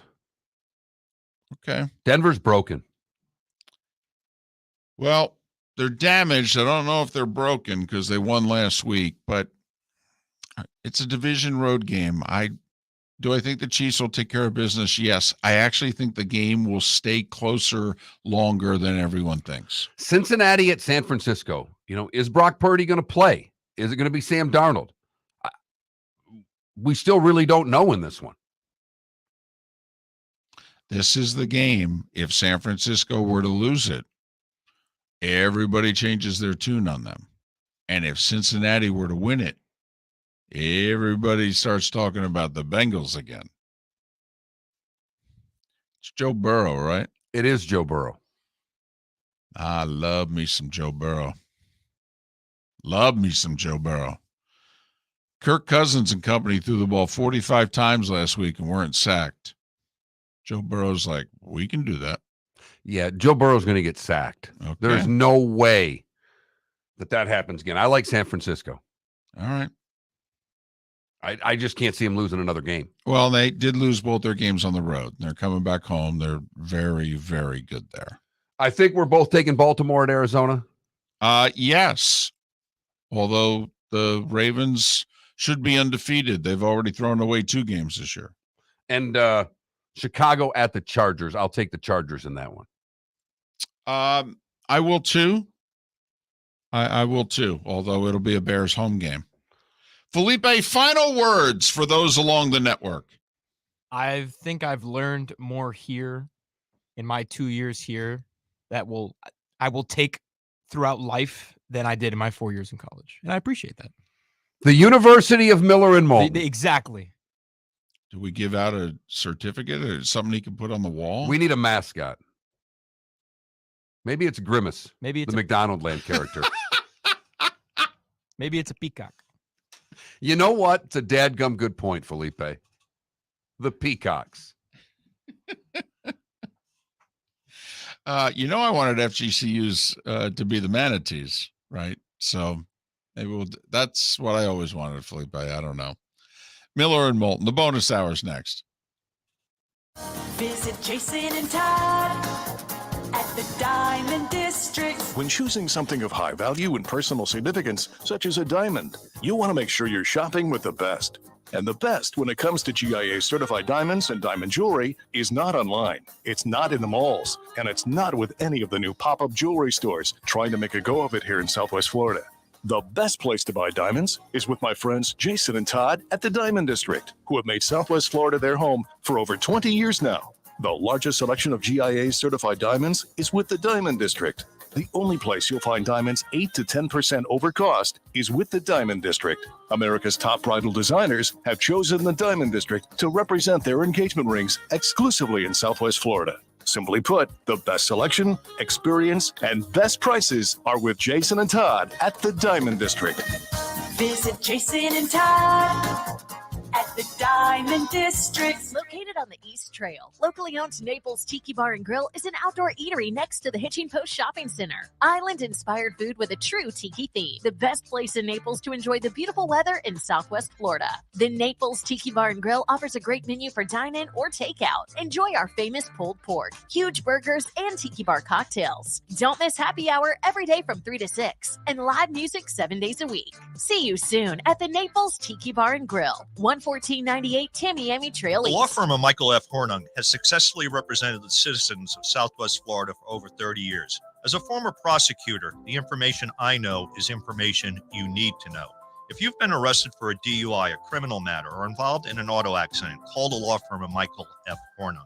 I'm a local attorney with local knowledge to assist you through the process. For a free consultation, call 239-437-0095. That's 239-437-0095. Offices in Florida. Ladies and gentlemen, once again. Hi. Excuse me. Hey, the line starts back here. Ma'am, if your party's not here, you're going to have to go around again. If you had the opportunity to avoid all this, wouldn't you? Salt Live is the official transportation provider of the Miller and Moulton Morning Show, making your trip to and from the airport seamless and stress-free. Salt Live is supported with the help of local partners like the Bayfront Inn. Gather your family and friends and enjoy a leisurely day on the water with a pontoon or deck boat. If you prefer to explore the waterways without a motor, the Bayfront has canoes, standboards, and kayaks. At the end of your journey, enjoy lunch or dinner at the Bamboo Tropical Bar and Grill. The Bayfront Inn, something for everyone on 5th Avenue in downtown Naples. BayfrontInNaples.com. When you need a ride, book with Salt Live Transportation, 308-8686, or book on saltlivetransportation.com.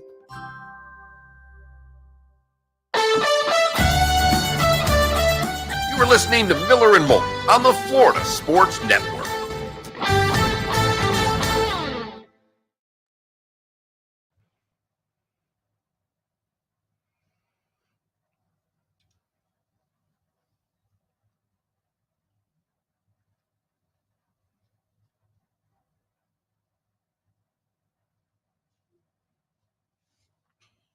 That's funny, Adam. That is funny.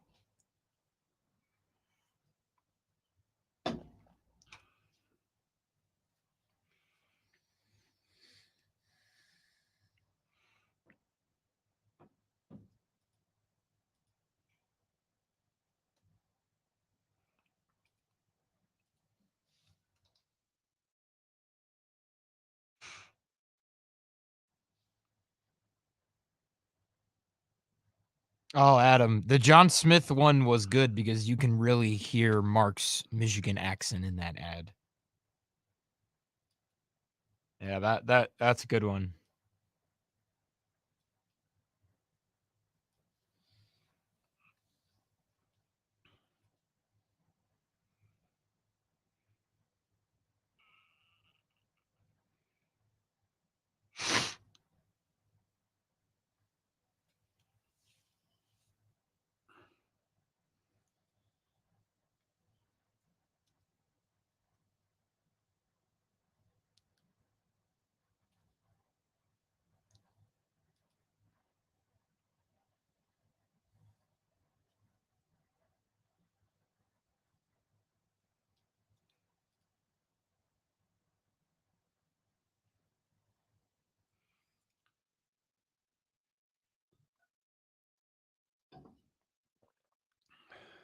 Patrick Mahomes has never lost to the Broncos.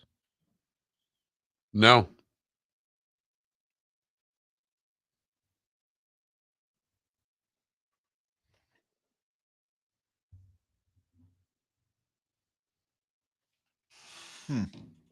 But it doesn't show. Pain no road. All right, Felipe. I know it's your last day, but you there's and no me. need to start singing over there. They're playing Phil Collins in the background. Yeah, I can hear it.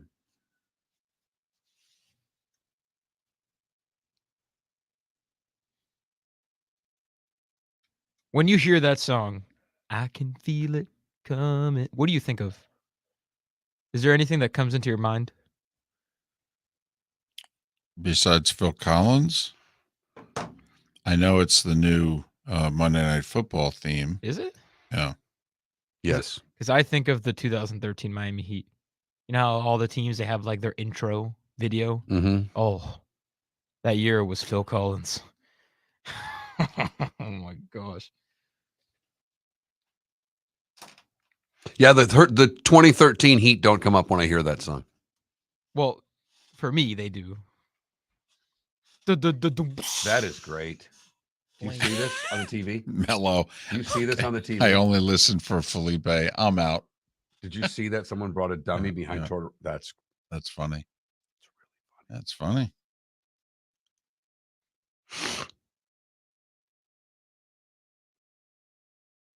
$30 seconds. You're dating yourself, Adam, but I like it. Yeah. There you go.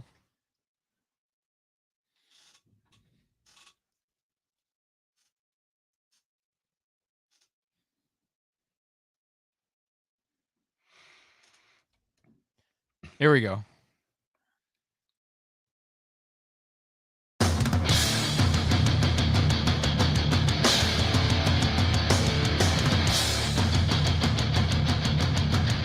You are listening to Miller and Moulton, exclusively on the Florida Sports Network. And now here's Mark Miller and David Moulton. It is the Diamond District bonus hour. Thanks so much for being with us, Miller and Moulton, along the Florida Sports Network. Felipe's final show, so it's his final hour, although he'll be on call early next week when the new producer, Trent, is like, hey, man, what do I do here? Felipe goes, I don't work there anymore. It's 6:04 a.m. Push the button. No, that button. But there's a topic that we have not discussed today because it's a football Friday. Football Friday. Even though the World Series gets underway tonight. And That's another subject we haven't touched today. But boom, we did mention it early in the show. We did? We did. And it was in the starting five. Oh, well, that makes sense. That makes a lot of sense now. Right. I just said we mentioned it, and then I brought it up in the starting five. So it has been a couple hours. Tonight and tomorrow, games 1 and 2, by the way, on Big Fox. In Texas, Evaldi tonight, not the lefty. All right. They're switching up there. Who's going in game 1, who's going in game 2, for what that's worth. So, the NHL suspended a guy for half a season yesterday. Correct. For violation of their gambling policy. Again, correct. I'm confused. Their gambling policy is simply you can't bet on NHL games. Interesting, because I have in front of me here the press release from the National Hockey League that says the National Hockey League announced today that it has suspended Shane Pinto for 41 games for activities related to sports wagering. The league's investigation found no evidence that Pinto made any wagers on NHL games. The NHL considers this matter closed, absent the emergence of new information, and will have no further comment. Can we go backwards? Yeah. In the collective bargaining agreement, it is literally one sentence. You cannot bet on NHL games. They just said publicly he did not bet on NHL games. They suspended him for 41 games. And he willingly went along with it. And so did the NHLPA, because the suspension was negotiated between the league and the NHLPA, from the way I've read it. Now, apparently, the league, however, gives teams the ability to extend that policy, so to speak, so that employees cannot have, well, quite frankly, even participate in fantasy leagues in which there's money involved. But I am really confused here. He didn't bet on the NHL. That's the only thing they really care about. And he's suspended for half a season. What did he do? It's not against the rules to bet NFL. It simply states it's not against the rules to bet in the NFL. So what in the hell could he have done to get a suspension and then say, oh, yeah, I'm good with it? David, the only thing I can think is that he was giving specific information about his team to people who were betting on his team. So you think he was assisting others? That's the only, for the suspension to be as long as it is, I have been racking my brains trying to figure out if he didn't bet on the games, what the hell did he do then? NHL teams can go as far as prohibiting employees from hockey operations to the business side from even joining fantasy leagues for money. However, that's NHL teams. The NHL only says you can't bet on NHL games. And they're the ones that handed down the suspension. Right. Not the Ottawa Senators. Right. Who he's an unsigned restricted free agent. So this doesn't even cost him any money, by the way, because he's technically not under contract right now. It's very complicated. And with the hard cap, it's a big issue because suspended players count against the hard cap. But since he's not signed, this doesn't cost Ottawa anything either. So Ottawa, who this year is a playoff team. Yes. For the record, I mean, just for what it's worth. Right. In the grand scheme of things. Now, there's thought in NHL circles, the CBA expires in 2.5 years. And the thought is that they're going to have a crackdown about gambling in the next CBA. Here's another rich irony. Mark, revenue is a problem in the NHL compared to the other major sports in North America. So teams in hockey, any way they can generate revenue. Do you remember a few years ago who the very first team in the NHL was who put gambling and betting on their helmets? The Ottawa Senators. Yes, it was. And they still have on their helmets, I think it's Bet 99. I don't know what that is. All right. But they're heavily tied to gambling as a team for sponsorship. So once again, he didn't gamble on NHL games.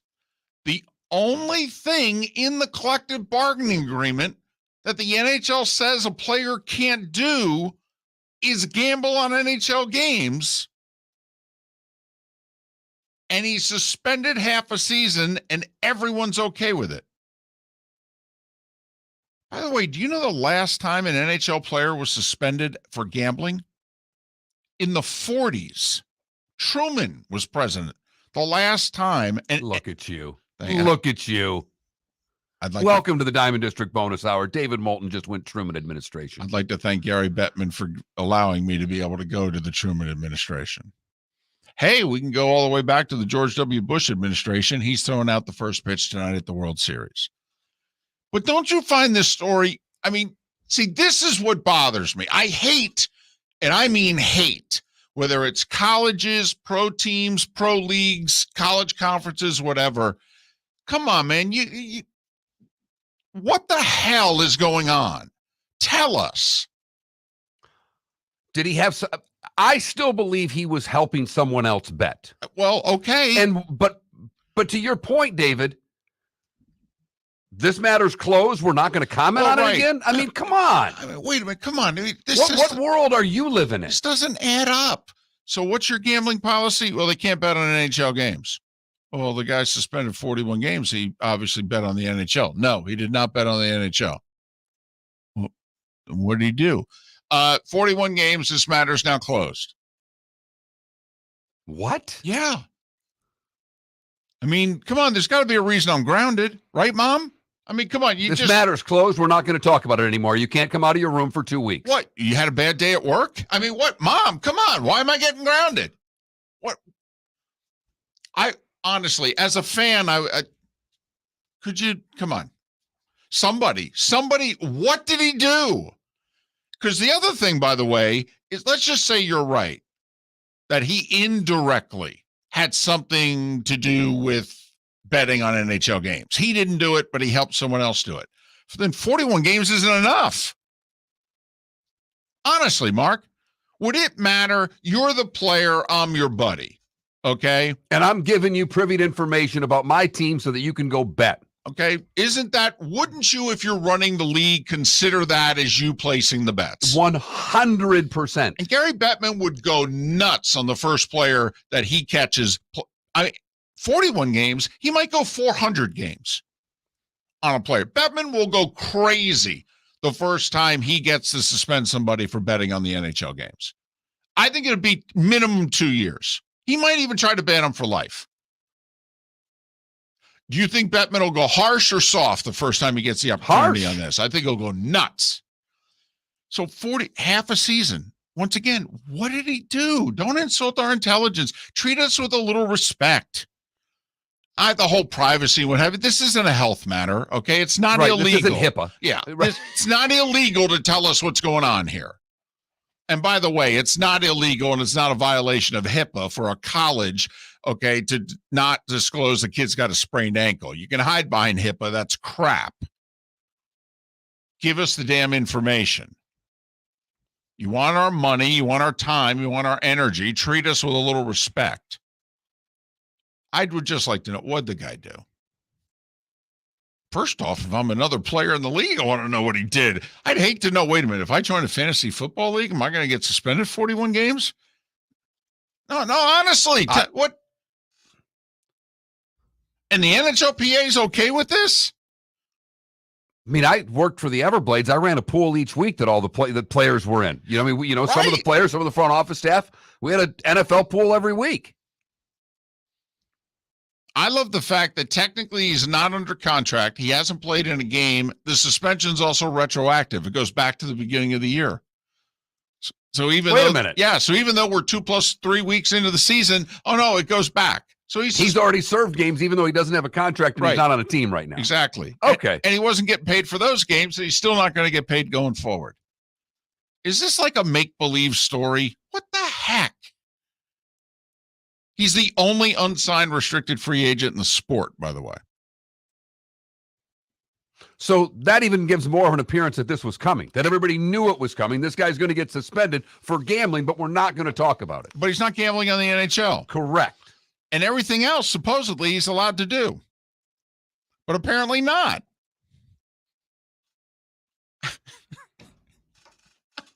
They look so juvenile, the league does to me in this. They really do. They look out of touch. Could somebody just tell me the damn truth? What did he do? But I mean, come on. We knew about Ridley. We've known all these NFL suspensions. We know exactly why. Right.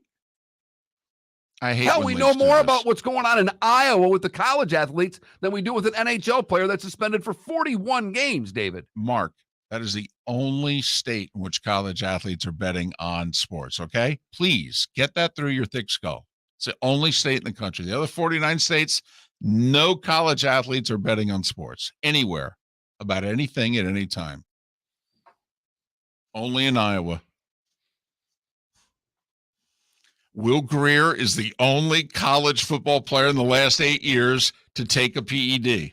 Okay? You got that? Just accept that fact.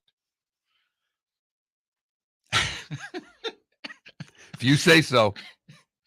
The NCAA or the NHL gambling right now, which is less credibility? The NHL right now.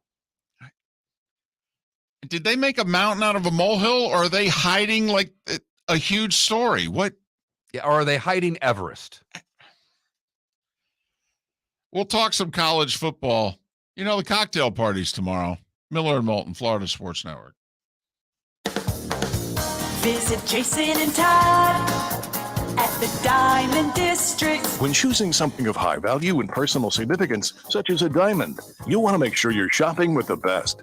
And the best when it comes to GIA certified diamonds and diamond jewelry is not online. It's not in the malls. And it's not with any of the new pop-up jewelry stores trying to make a go of it here in Southwest Florida.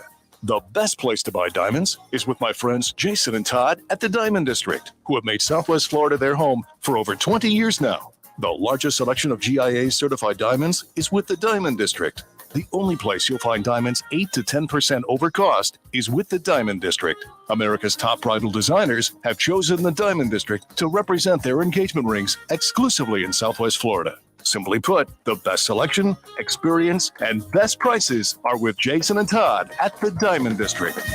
Visit Jason and Todd at the Diamond District. Located on the East Trail, locally owned Naples Tiki Bar and Grill is an outdoor eatery next to the Hitching Post Shopping Center. Island-inspired food with a true tiki theme. The best place in Naples to enjoy the beautiful weather in Southwest Florida. The Naples Tiki Bar and Grill offers a great menu for dine-in or takeout. Enjoy our famous pulled pork, huge burgers, and tiki bar cocktails. Don't miss happy hour every day from 3 to 6 and live music 7 days a week. See you soon at the Naples Tiki Bar and Grill, 11498 Tamiami Trail East. Hello, friends and family of Southwest Florida. Are you looking to tap into the electric vehicle market?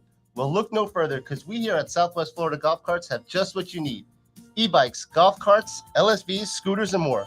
Come down and talk with one of our experienced sales reps, have a soda and a smile, and you could be cruising the streets in your new EV today.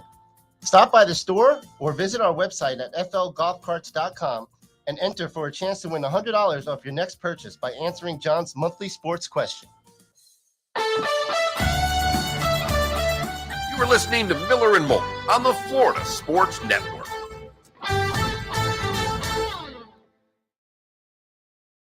Treated him like he was placing the bets himself. In whatever the case may be, I just don't get this matter's closed. You're right. You suspended a guy for 41 games. Matter's not closed. I'm sorry. And there's only one thing he's not allowed to do, and you said technically he didn't do it. So what the fuck did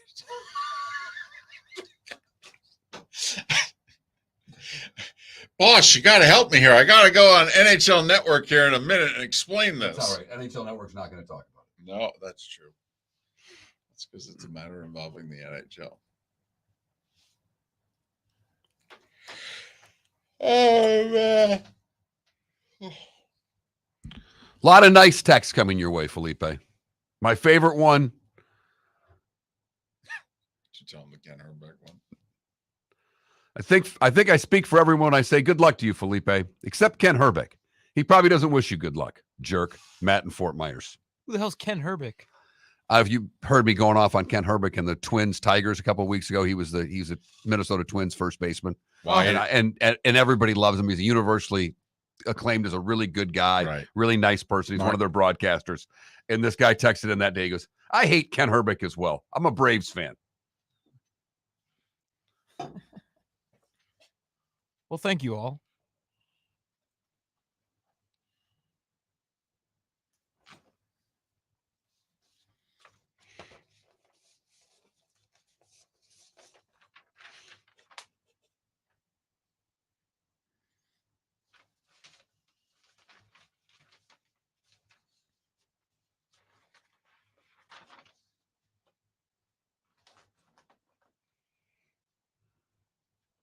being on this show really humbled me in just how big the NFL is. It's the biggest thing in America. Yes. It is a monster. And it's what most people care about. Again, Miami, the rare city where it's ruled by the basketball team. Well, I mean, over the past 20 years, at least. You know, New York is not ruled by the NFL. New York is Right. ruled by baseball and basketball. I mean, there are New York- major cities. You know, the Red Sox are much bigger than the Patriots. You know, even when the Patriots are winning Super Bowls. New York, LA, and Miami, three of the biggest cities in America, are ruled by their basketball teams. I don't. New York's not ruled by basketball. right, you're right. Basketball is just really big. I think all I mean, three are- nothing's bigger than the Yankees. Yeah, all three are equally. I think the Yankees, though. Not trust me. I grew up there. Early- Nothing's bigger than the Yankees. Early You 2000s. gotta trust me. Early Trust 2000s, me. New York was cool. Trust me. 'Cause the There's nothing bigger Oh than my the gosh. Yankees. Was that the coolest era of the Yankees? The early 2000s, The late 90s.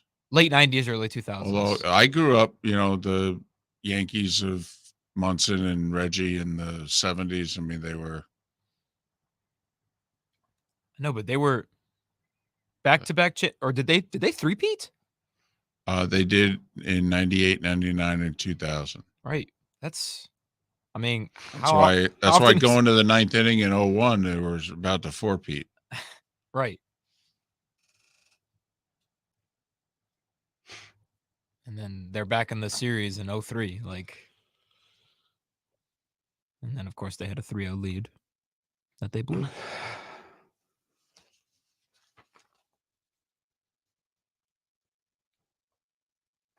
Oh, wow. Look at this. Look at this. Look at this. What, that they're doing a trade deadline segment? Yeah. Look at that. And not talking about LeBron's. Look who's not in studio. Oh, wow. On his own show. Well, you know, I mean. He put in over a month without taking a day off. I know. Imagine that. They've been pushing this Derrick Henry to Dallas thing for a week. Where do you want to see Mike Evans end up?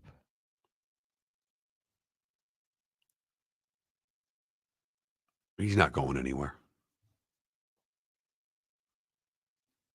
Dallas. Oh, stop it. Welcome to the bonus hour, brought to you by Jason and Todd at the Diamond District. And now, here's Mark Miller and David Moulton. 21 minutes past the hour. The Diamond District bonus hour. Our final hour of the week. Felipe's final hour. He's out of here. Trent's coming in on Monday. 24 years old. Graduated college a couple years ago, just like Felipe. And he's a Lions season ticket holder. And the first thing we're doing is forcing him to miss the Lions home Monday night game and work for us. Give up his season tickets. Get paid badly, work awful hours. He'll make more selling those season tickets than he will doing this job. I am laughing, but it's true. So we've talked a lot of NFL. It's pretty big. I don't know if you've noticed, but it's another week in college. So I got the Gators in the points. You're laying the points with the Dogs. I don't think the Gators are going to pull the upset, though. Do you think when you look around this week, do you see the upset?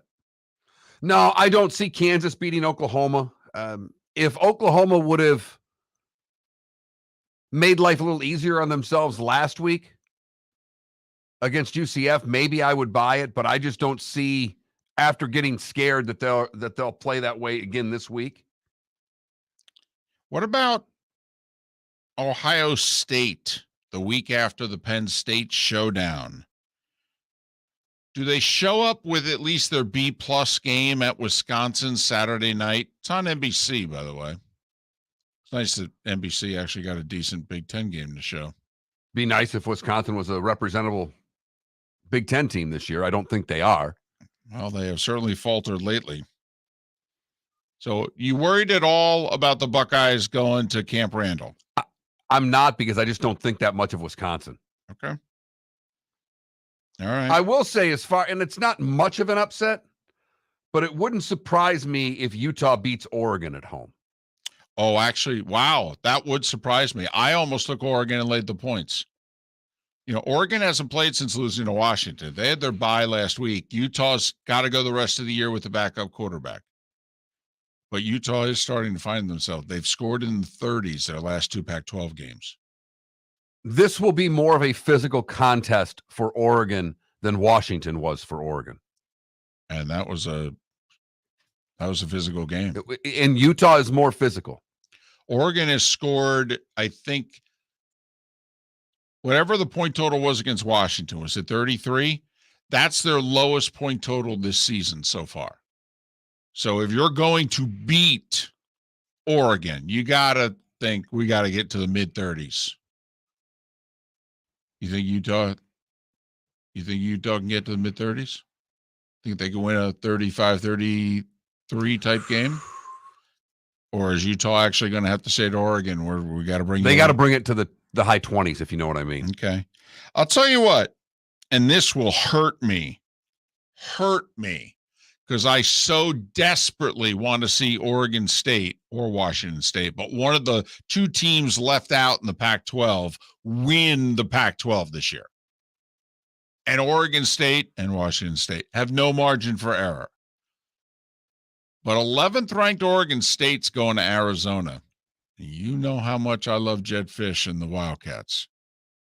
He should be your next coach at Michigan State. I've been telling you that for a month. All right. The line's only 3. It will look like a major upset, and Vegas says it'll basically be a slight surprise.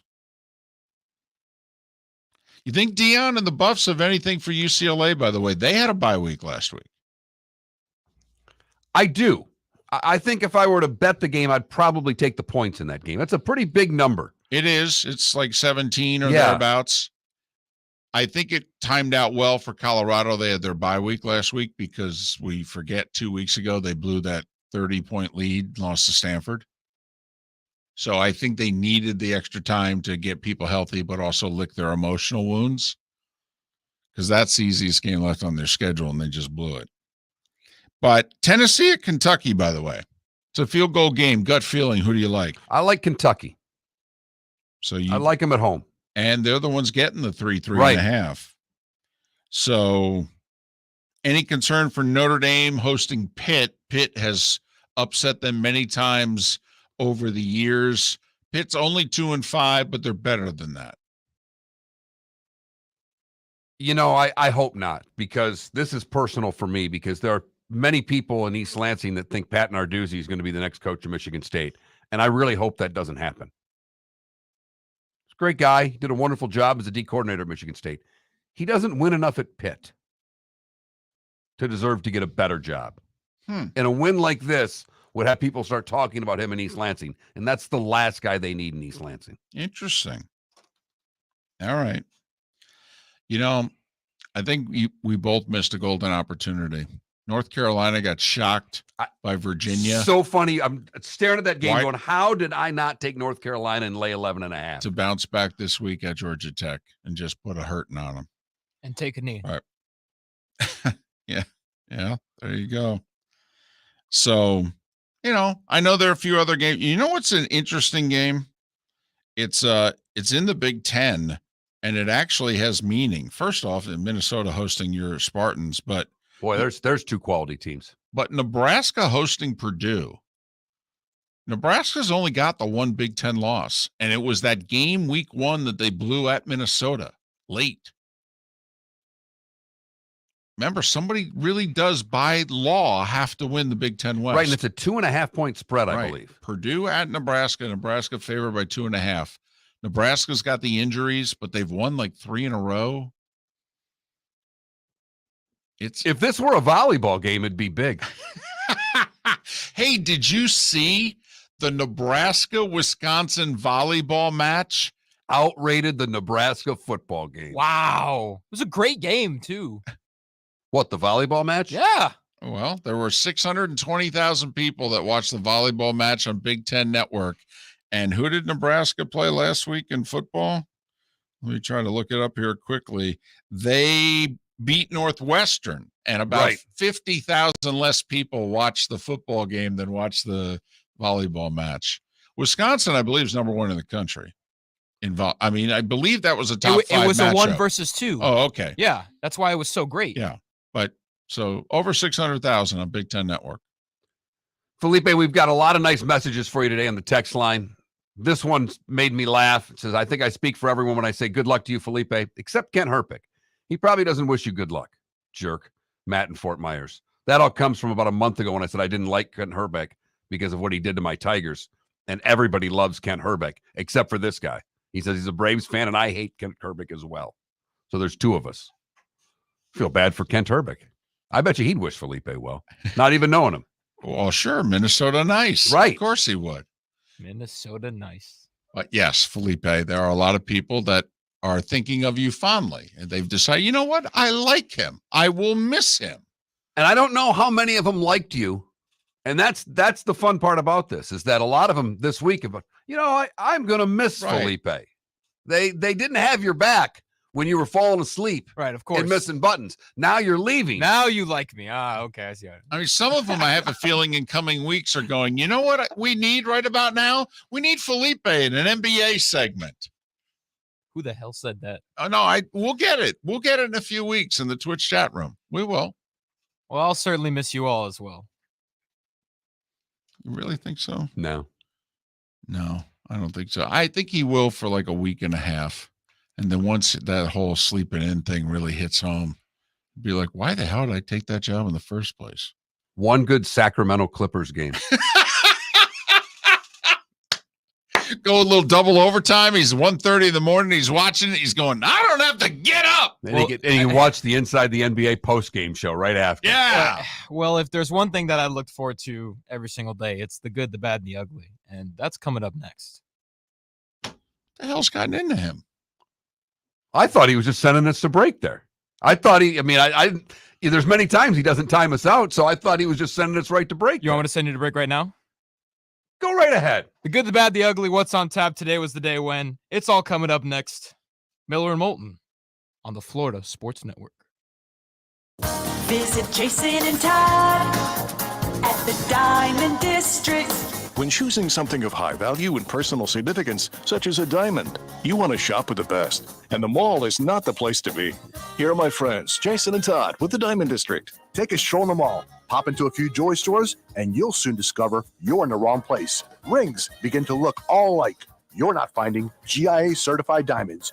You quickly realize you know more than a salesperson helping you, and all the same financing gets pushed on you. Visit Jason and me, and you'll find America's top bridal designers dealing exclusively with the Diamond District. You'll find the largest selection of GIA certified diamonds, all priced 8 to 10% over cost. You'll find educated sales consultants who have many years' experience and are not paid commissions. And you'll find Todd and me in the store nearly every day, wanting to shake your hand and welcome you to our Diamond District family. Visit Jason and Todd at the Diamond District. Yeah. Hi. Excuse me. Hey, the line starts back here. Ma'am, if your party's not here, you're going to have to go around again. If you had the opportunity to avoid all this, wouldn't you? Salt Live is the official transportation provider of the Miller and Moulton Morning Show, making your trip to and from the airport seamless and stress-free. Salt Live is supported with the help of local partners like the Bayfront Inn. Gather your family and friends and enjoy a leisurely day on the water with a pontoon or deck boat. If you prefer to explore the waterways without a motor, the Bayfront has canoes, standboards, and kayaks. At the end of your journey, enjoy lunch or dinner at the Bamboo Tropical Bar and Grill. The Bayfront Inn, something for everyone on 5th Avenue in downtown Naples. BayfrontInNaples.com. When you need a ride, book with Salt Live Transportation, 308-8686, or book on saltlivetransportation.com.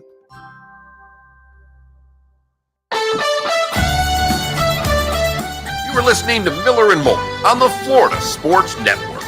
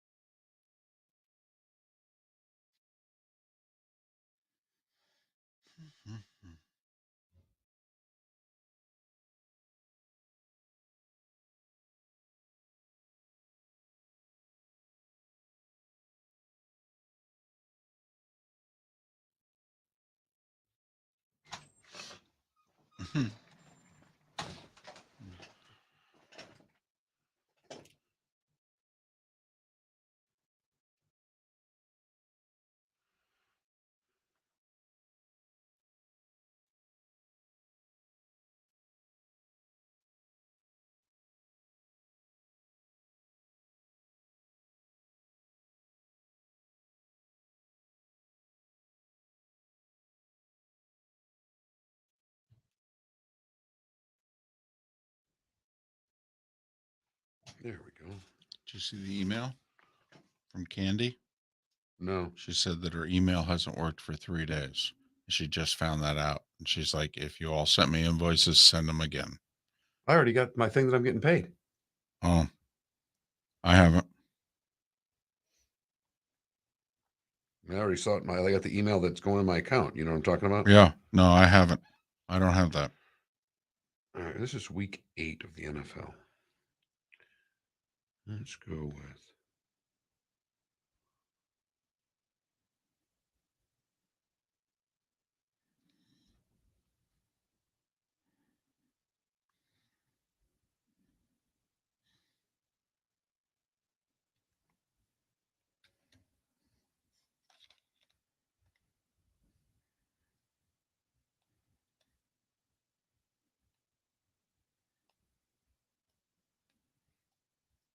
So, David, I've asked you about the best NFL booths. What are the best college booths? The best college what? Booths.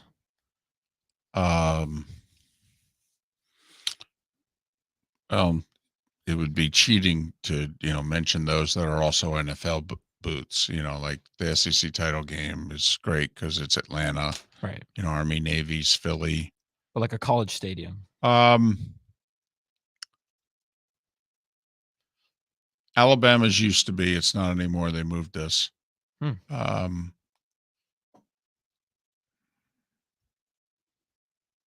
Tennessee's good. Not deep, but it's wide enough. And it's a good height. It's high. It is high. LSU's are really, Auburn's got us down at the far left end. We're on like the 15-yard line. I love how low we are, but we're down pretty far. Georgia's booth is incredibly small. South Carolina's booth's in the middle of a luxury suite. It's as small as could be.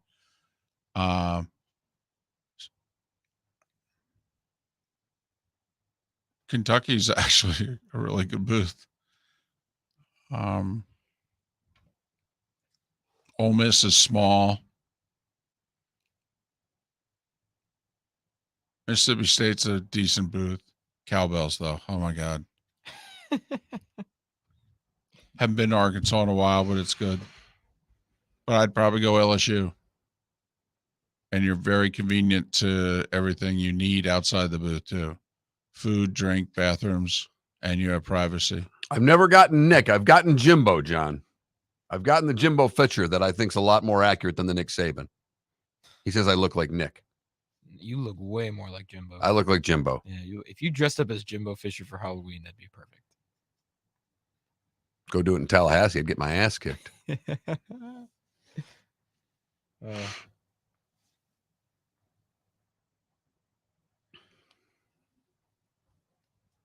You look like Jimbo Fisher, and David looks like fat, older Jimmy Kimmel. I used to get that when Jimmy early on was chubby. I also, before I went white, but I get Bob Huggins. Yeah. Yeah. Well, that's not good. Like Jimmy's younger than I am. Bob's 10. Well, Nick's 70-something years old. Right. This guy's saying I look like Nick for crying out loud. No, that's not good. That's ridiculous.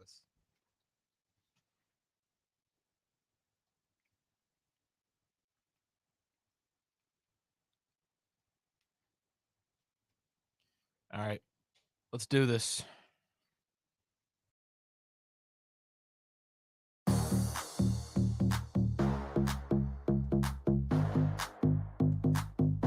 Welcome to the bonus hour, brought to you by Jason and Todd at the Diamond District. And now, here's Mark Miller and David Moulton.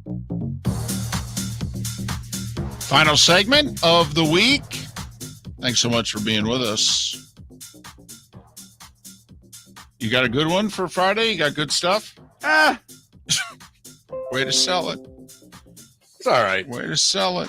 A lot of baseball, David. A lot of baseball. Well, yeah, it's late October. I mean, outside of the 2020 NBA season, there's not much going on. Well, I know how excited you are about the Arizona-Texas World Series, so go sell it there. It's time for someone to take back this segment, if for no other reason than to stop David from talking about Meghan and Harry. Here's Mark Miller with Today Was the Day When.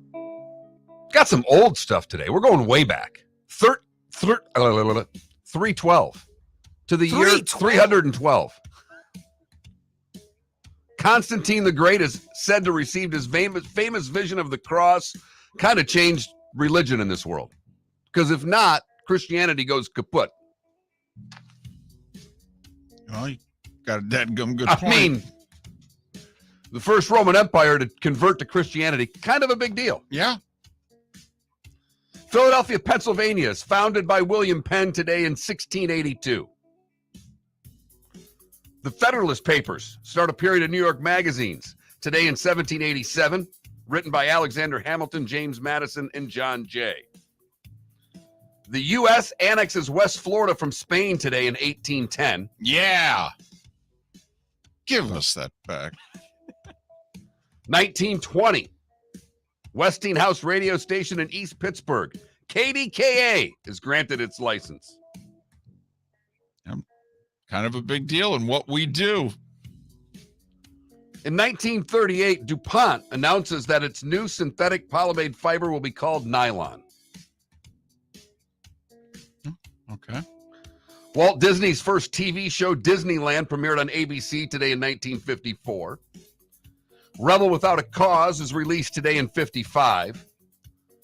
Gordie Howe ties Rocket Richard's all-time goal-scoring record with his 544th goal today in 1963.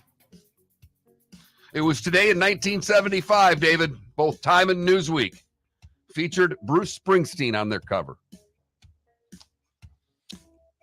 I've seen the future of rock and roll, and his name is Bruce Springsteen. John Landau said that. 1985, the Royals rout the Cardinals 11-0 to win the World Series in 7. Joaquin Andahar got ejected, arguing balls and strikes in like the second inning. The game was already out of hand. I don't know if Whitey got ejected or not, coming out trying to save him. But yeah, that was, of course, one day after. And see, here's the other thing. Don Denkinger was the first base umpire in Game 6 who blew the call.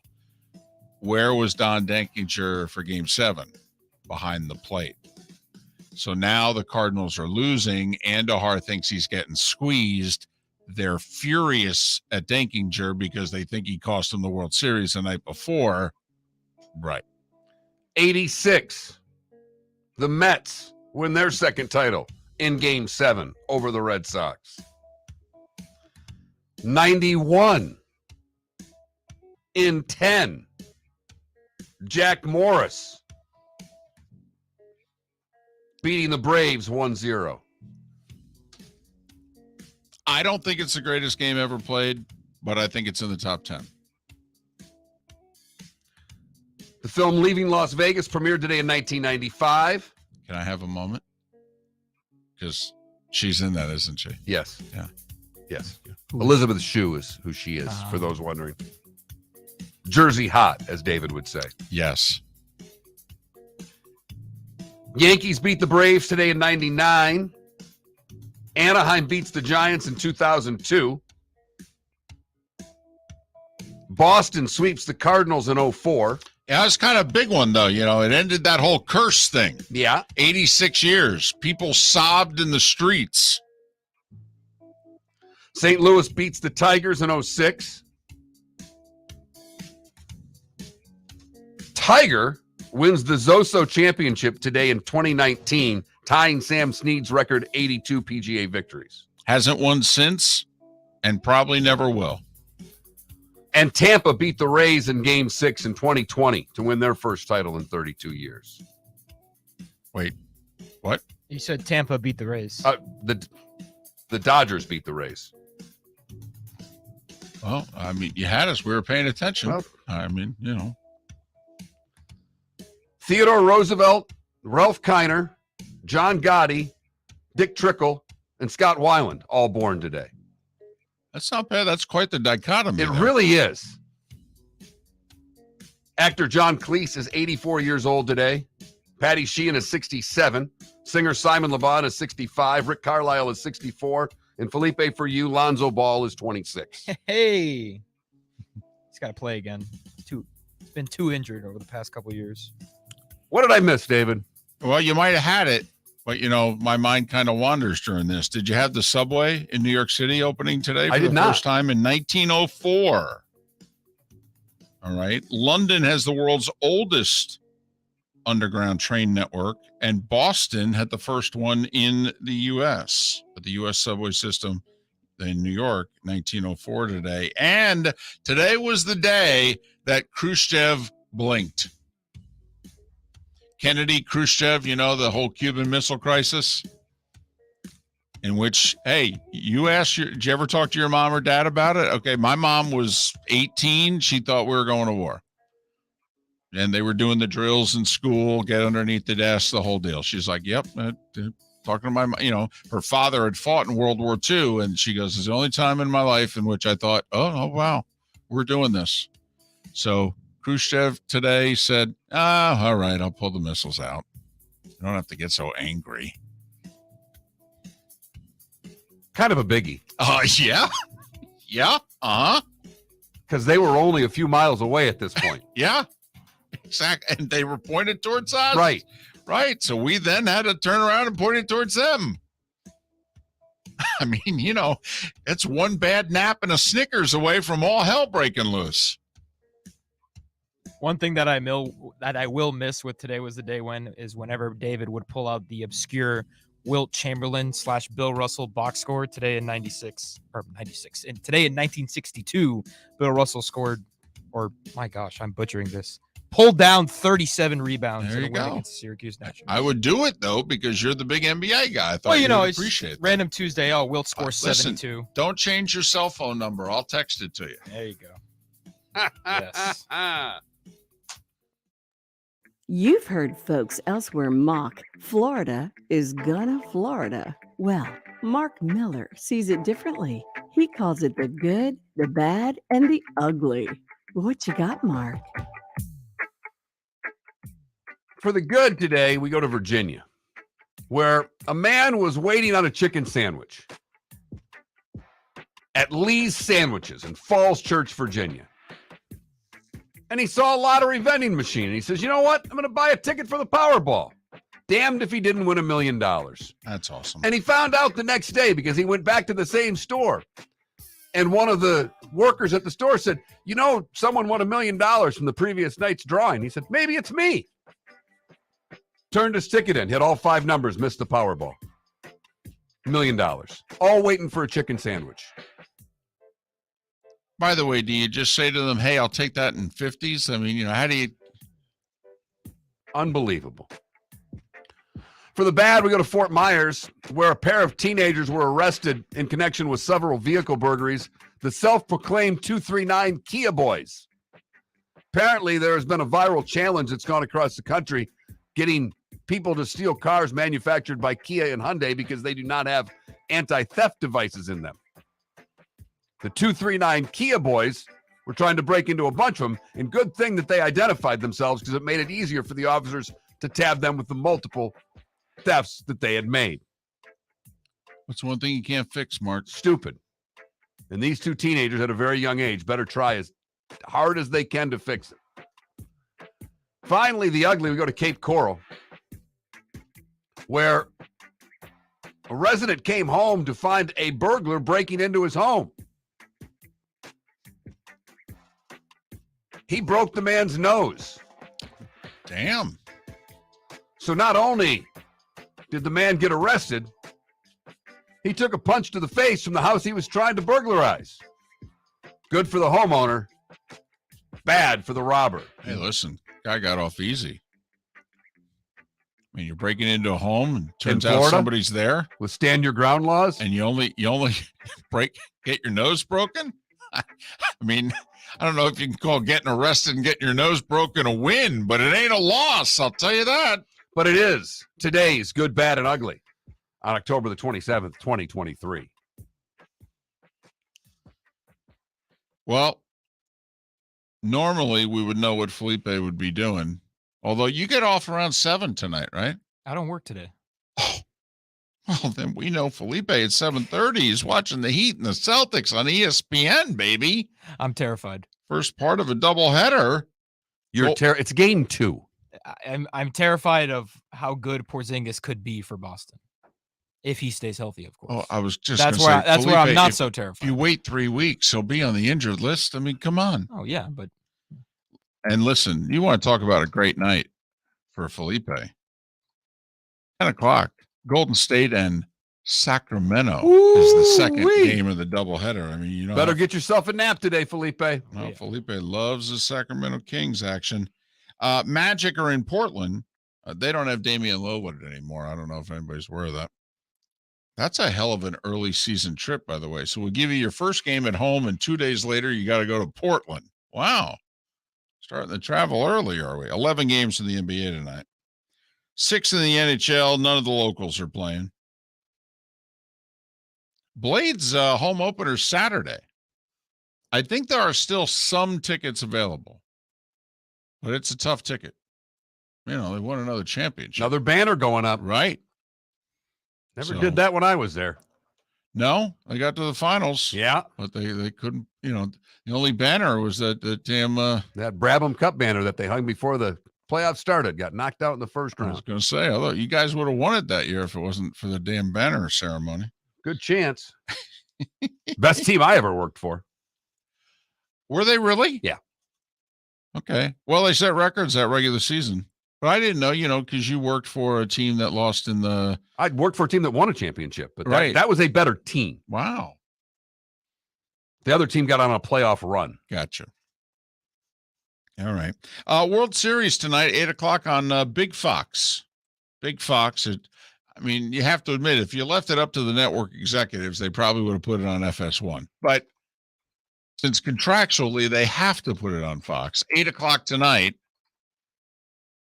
after former President Bush throws out the first pitch, it'll be Texas hosting Arizona. So there. The record, I like Texas in 6. I do think that their lineup will cause enough damage so that Arizona's bullpen can't continue to pitch the way they've pitched this year in the playoffs, which has been lights out. My worry is that Texas has been a Jekyll and Hyde team all year that has gone on runs of wins and losses. Sure. And do they run into another bad stretch of a team that can run, put pressure on you? I think Texas will win, but I think it goes the distance. Oh, would love a game 7.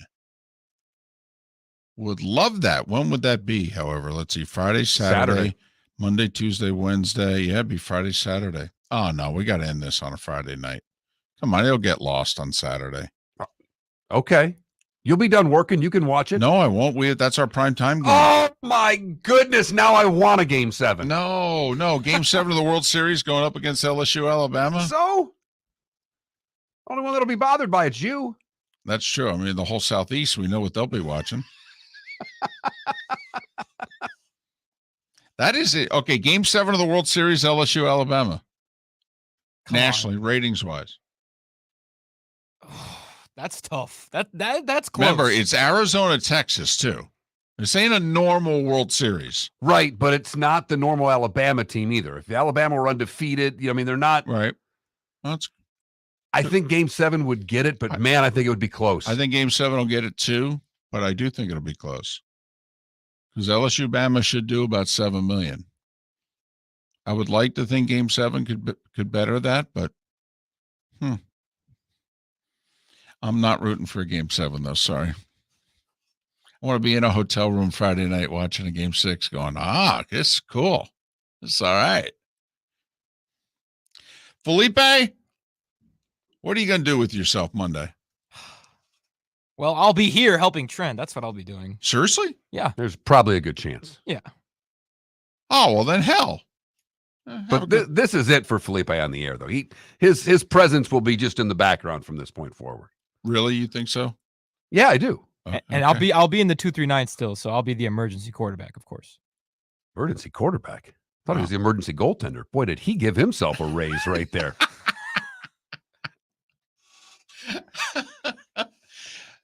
Miller and Moulton, have a great weekend. Felipe, all the best. Thank you, Thanks Felipe. for everything. Thanks, that everyone. You contributed to our show. The law firm of Michael F. Hornung specializes in criminal defense.